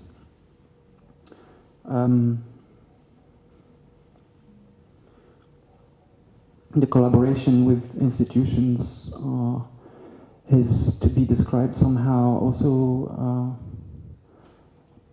It reminds me of, I didn't really experience it directly, but from the punk scenes or music scenes or anything like football fans exchanging stuff through mail order. I think these ingredients didn't change nowadays. So this weekend, what's interesting to me is, I just need to see 2 or 3 nice projects, and there's one that we might try to republish, and I like this idea of going far and try to be the first one importing culture and artists who didn't have visibility. So of course it has to work economically behind this, and sometimes the book selling can be a very difficult and tiring process. And you always have to juggle between what you like personally, what the audience likes, and all the rest, all the paying taxes, shipping costs, books getting lost, books not getting paid, etc. But I think the internet enables some kind of a new wave of distribution, and in the last years the book distribution system is very established, and the people, for example, we compete with are there for like 40 years. But in the last years you have producers distributing their own books or hosting their own events, and the information circulates really fast. Before you would have the artist, the publisher, the distributor, the bookstore, and the reader, and it would be less of a reality that somebody becomes all of these all together. Of course, you can say no, because Printed Matter or Walter Koenig have been doing this since the beginning. But compared to normal book trade and to all the books you have in the other hall, it's also different people who are the middlemen and who decide what is sold or not. I like to see it as a very organic way to see how these books are visible. And for example, in the institutions where we run the bookstores, we don't have gifts or we don't have bestsellers. It's just the selection we like, it's matching the program. We do it as precise as possible and exhaustive as possible, but then in the end the audience comes, and when a good bookseller stocks a book, he will not order 20 or 30, he will order mostly 2 or 3. Sometimes he already knows who's going to buy it. So with this reference, you could see it's still going back to mail order, where the process was just longer. I'm going to show a few books, and yeah, how long should I go? Like 20 minutes more or something? Yes. Yeah. So I thought I'm happy to answer questions anytime. You can interrupt me, but I thought it should be motivating for people if I show a few books and what the economy behind them is.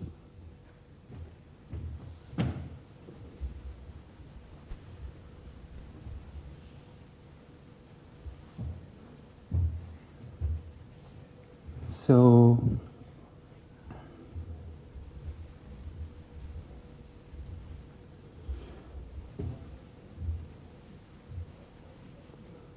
Erik van der Weijden is a Dutch artist, but he lives in Brazil, in Natal, which is near Recife, so it's like the northern part. So this is a very remote place, and of course he sits a lot in front of his computer, and it's one of the artists, the contemporary artists I know with one of the highest production of books. Most of them are his own work. All of these? Yeah. Oh, really? And a lot of these are in the library, so you will see them. I just thought it's interesting to show these two projects because they are printed in Brazil.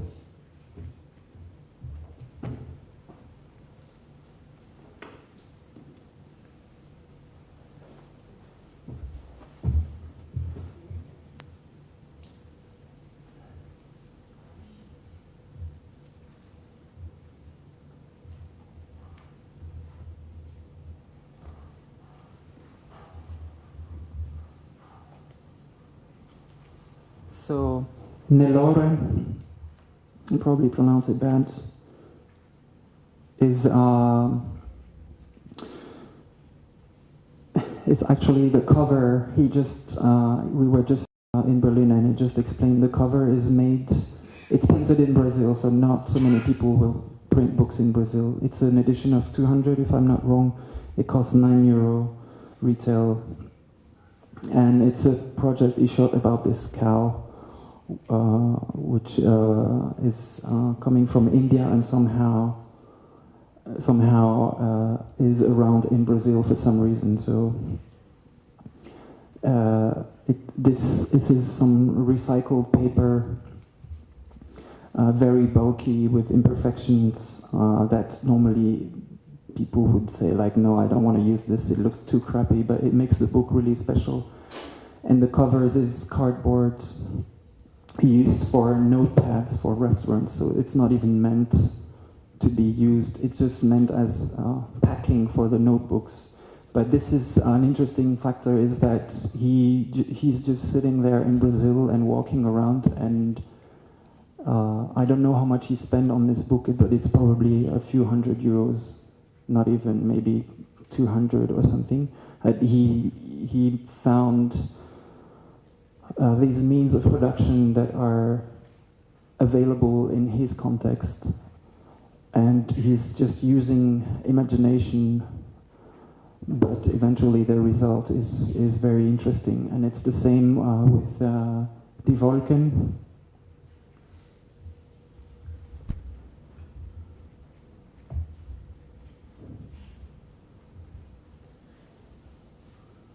Where he used photos he found online, and it's 3 times the same book but in a different color.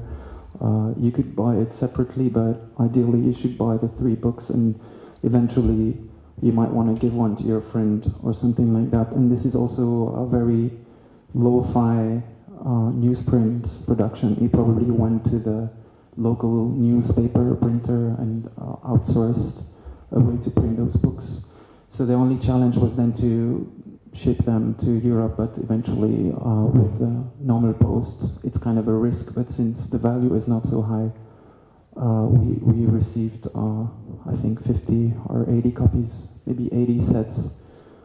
And yeah, his books sell pretty well. And he's actually, I didn't want to show this. He's actually living from selling books, partly. That's why he makes so many, sometimes too many, but don't tell him. I think, yeah, somewhere in my talk I wanted to include this as an example, which is, it's one of the classics Ed Ruscha in the 60s produced between 62 and 78 about 16 small books, and they were all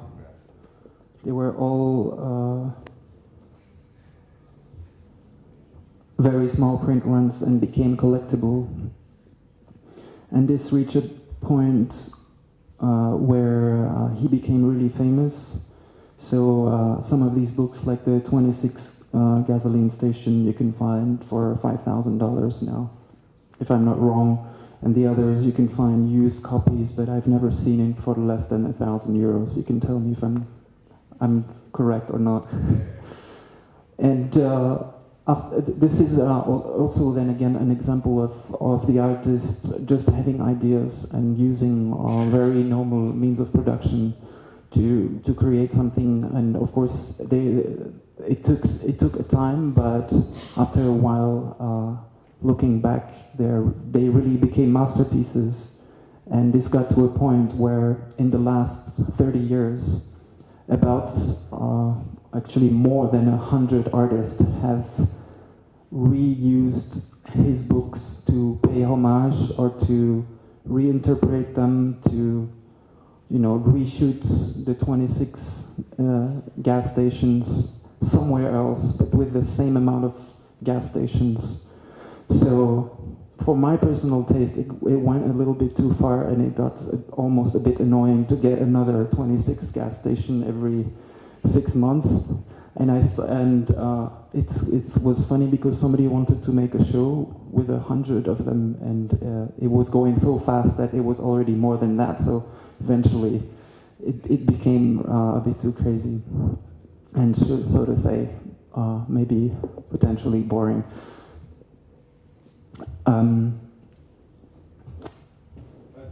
There's one thing which I just remember. Martin Park, a photographer, told me one day that everything has been done before, but not yet by everyone. So not yet everyone has done this 26 gas station.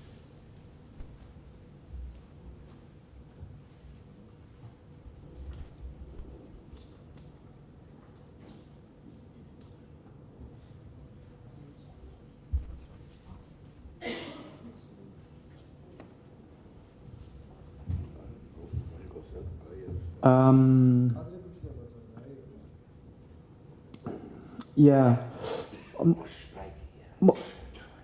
Mostly what's interesting to me as well, since I come from the magazine world, I've been collecting magazines, and we have in the store in Berlin, we have a section with back issues of magazines,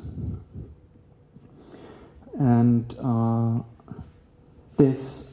with magazines there's always a criteria, which happens with big scale publishers as well, is sometimes the unsold books are destroyed because it costs more to stock them than to get rid of them, simply throwing them away. And this is something I discovered very early doing magazines. Is we did this fanzine, and then we printed 7,000 copies after 20 issues, but the only distribution channel we had meant that we were sending, if I remember correctly, 4,000 copies to this warehouse in France, but we knew in advance that half would go to trash.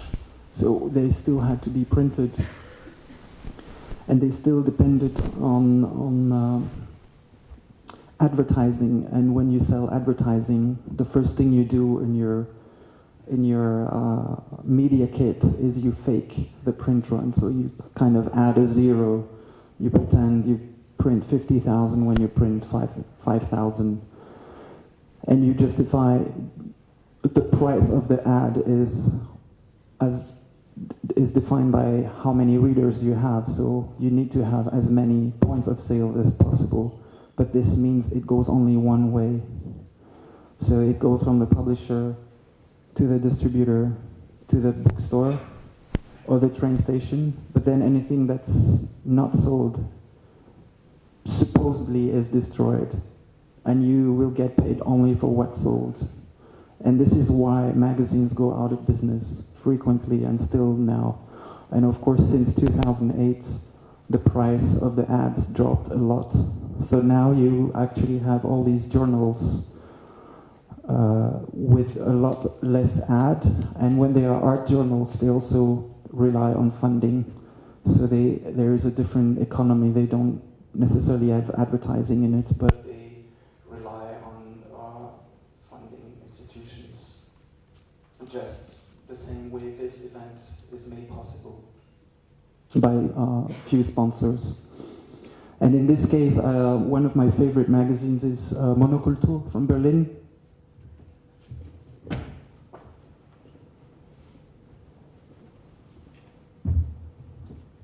And I like it because it looks like a zine, so eventually it's a bit difficult sometimes for the visibility of it, because booksellers think it's too small or it's only worth €6. But the concept is pretty simple.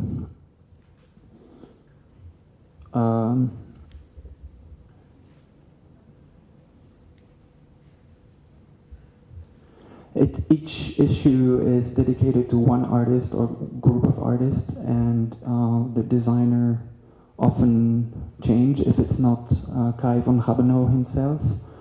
Sometimes he cannot find a designer, but so you will have a somehow similar size, but it's very experimental in the way it's folded, and Some issues are with less famous people, so they print less. Some issues are reprinted up to 10,000, I think, when it's a famous fashion designer, and it's a mix of artists. I don't know, Marina Abramovic.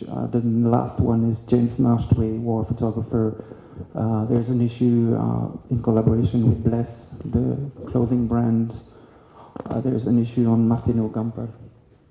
And it's a very clear and simple concept, and it works really well because it's also not trying to cover everything that's going on. And this is the magazines we sell best are often like this, in the sense that they are not lifestyle magazines would try to portray the contemporary world, which is to me almost impossible to portray. They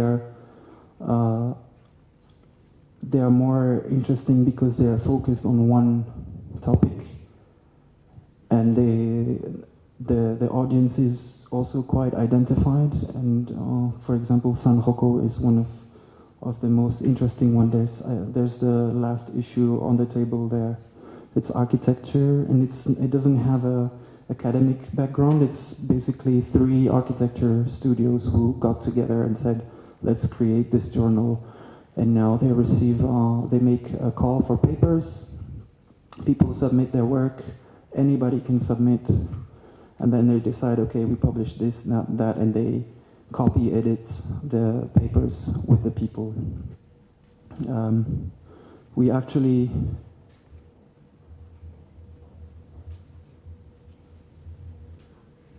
co-publish a journal as well called 2,7, which has this, it means 2.7 in German. We decided to keep the name, and this journal initially is from Lucerne in Switzerland.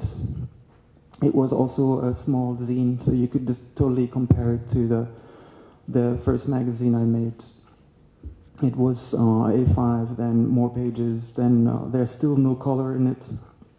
But after seeing it for 8 issues and selling it quite okay, I approached them to translate it, so now we help them to translate it, and we split the print run of 1,000 copies half and half, and we are actually almost sold out after 5 months of this first issue. And we're going to print more for the next one coming out. It's actually, the PDF should be in my mailbox now. So I think I'm ready for questions. Otherwise, I can stop as well. It's getting late.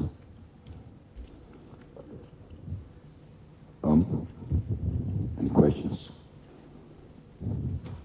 Maybe I spoke too fast. I don't know.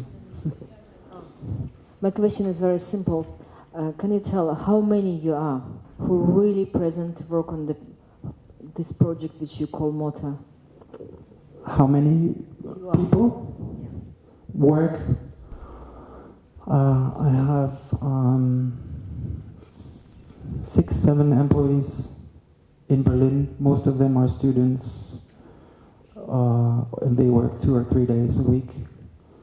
And then all together, in all the other institutions, people are employed by the institutions, so you can count 10 more people, 1 in each place.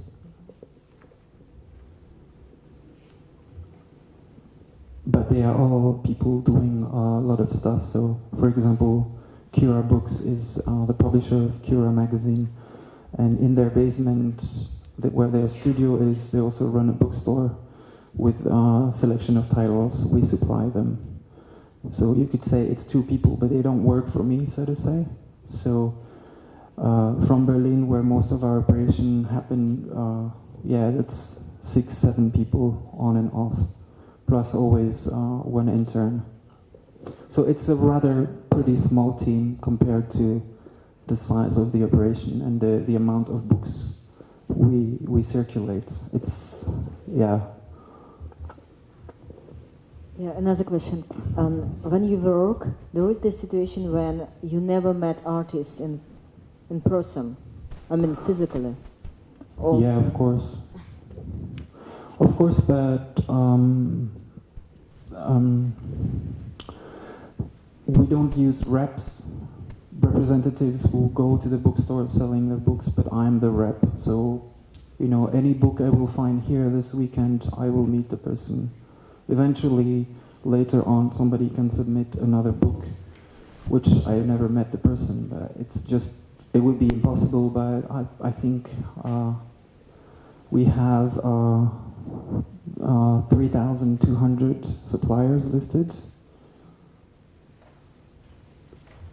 And maybe I know half of them, maybe more, but I never really tried to see exactly, but a lot of things happen. You have a lot of appointments that happen, like New York Art Book Fair is one of them, or Tokyo Art Book Fair. You actually meet and see a lot of people, and a lot of booksellers come to visit and they want to see physically the books. And this is much different than you say the established book trade system, where people first list virtually the books and they wait for orders, and sometimes it's very, very slow. So for example, Misha Pidan was telling me he was trying to work with one of the biggest distributors for his Red Book, the one, the last years of communism. I forgot the name, but La Belle Époque. Yeah, and he was talking to these people for like 3 months, and by the time they said yes, his network is so big that 400 books were already gone, and so you could say, well, sorry, I have 100 copies left, I'm going to sell them myself. And so actually this weekend now I saw him, and I agreed to take on a few of the books he has in his program. And so this is how it happens really, and I think it won't change so much. No, but it's fine. I'm just really was interested how it works. It's nothing to do with my commentary. Have it to be more personal contacts or just trying to regroup it? Yeah.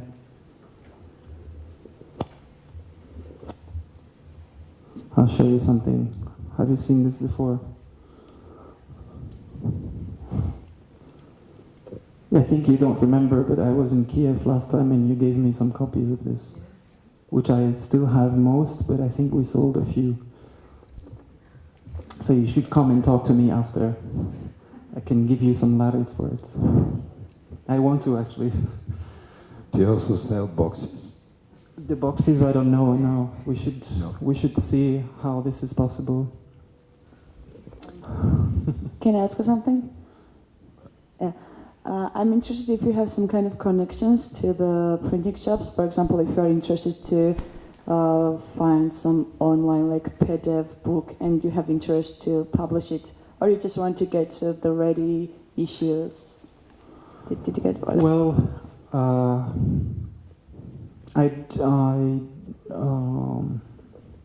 I don't look at unfinished projects.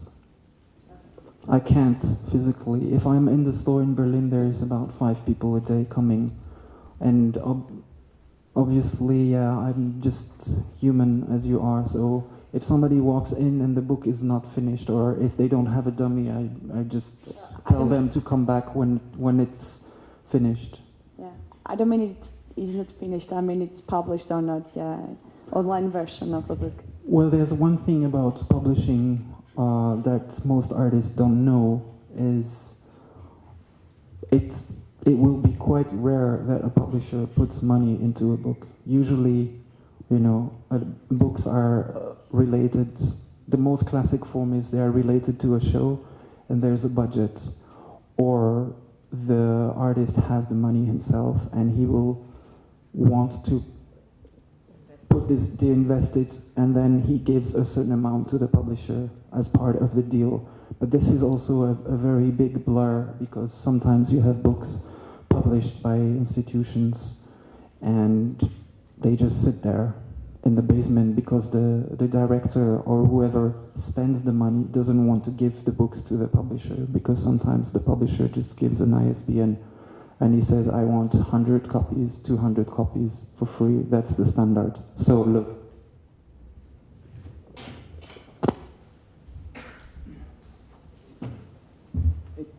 It is the case with this one.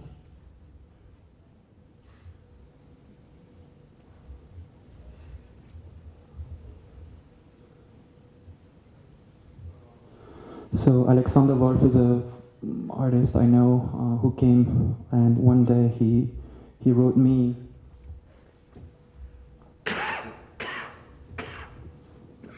the email. You can read here, and you will see exactly what happened. Because with this show, basically he did this show in Kunsthalle Lingen. So there's a budget to do the show, and on this picture, you could, can you see that? Yeah. You could, he did this big mural with his work, and you could climb up here, and from that window,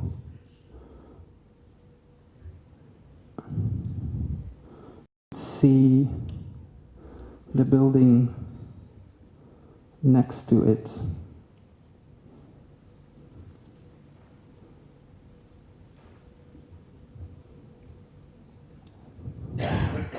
With that picture,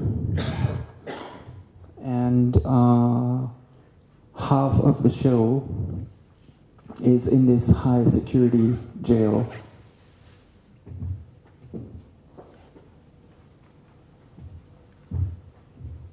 So initially I published only artist books. We did like about 20 titles this year, but they're all very specific, and he kind of knew I would be interested in this because it's not your average exhibition catalog where, you know, you will open it, you will have the introduction from the curator and maybe an essay, and then you will have installation views. And this is a hybrid situation, which is actually the title of my talk today as well, where he figured out in front of this building there's a high security jail, and so he applied to make an exhibition in the jail, and so the only way to see the works is this catalog in the end. And he went himself and shot the images with a film snapshot camera. And for this project, he printed 1,000, and I get 300 copies for free, just giving an ISBN and working a bit on the editing with him. But it's, well, of course, I'm distributing the books, and it's not that I put all the money in my pocket. I have to work with it. But this is a common way where exhibition catalogs happen.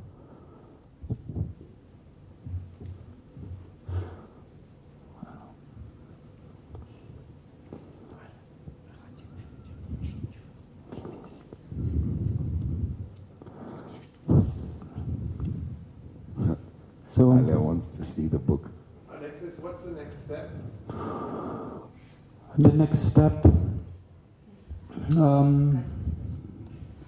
well, we're. If I'm smart enough, I should make a non-profit and apply for funding, because we're fully commercial. So it's a lot of efforts to still run it.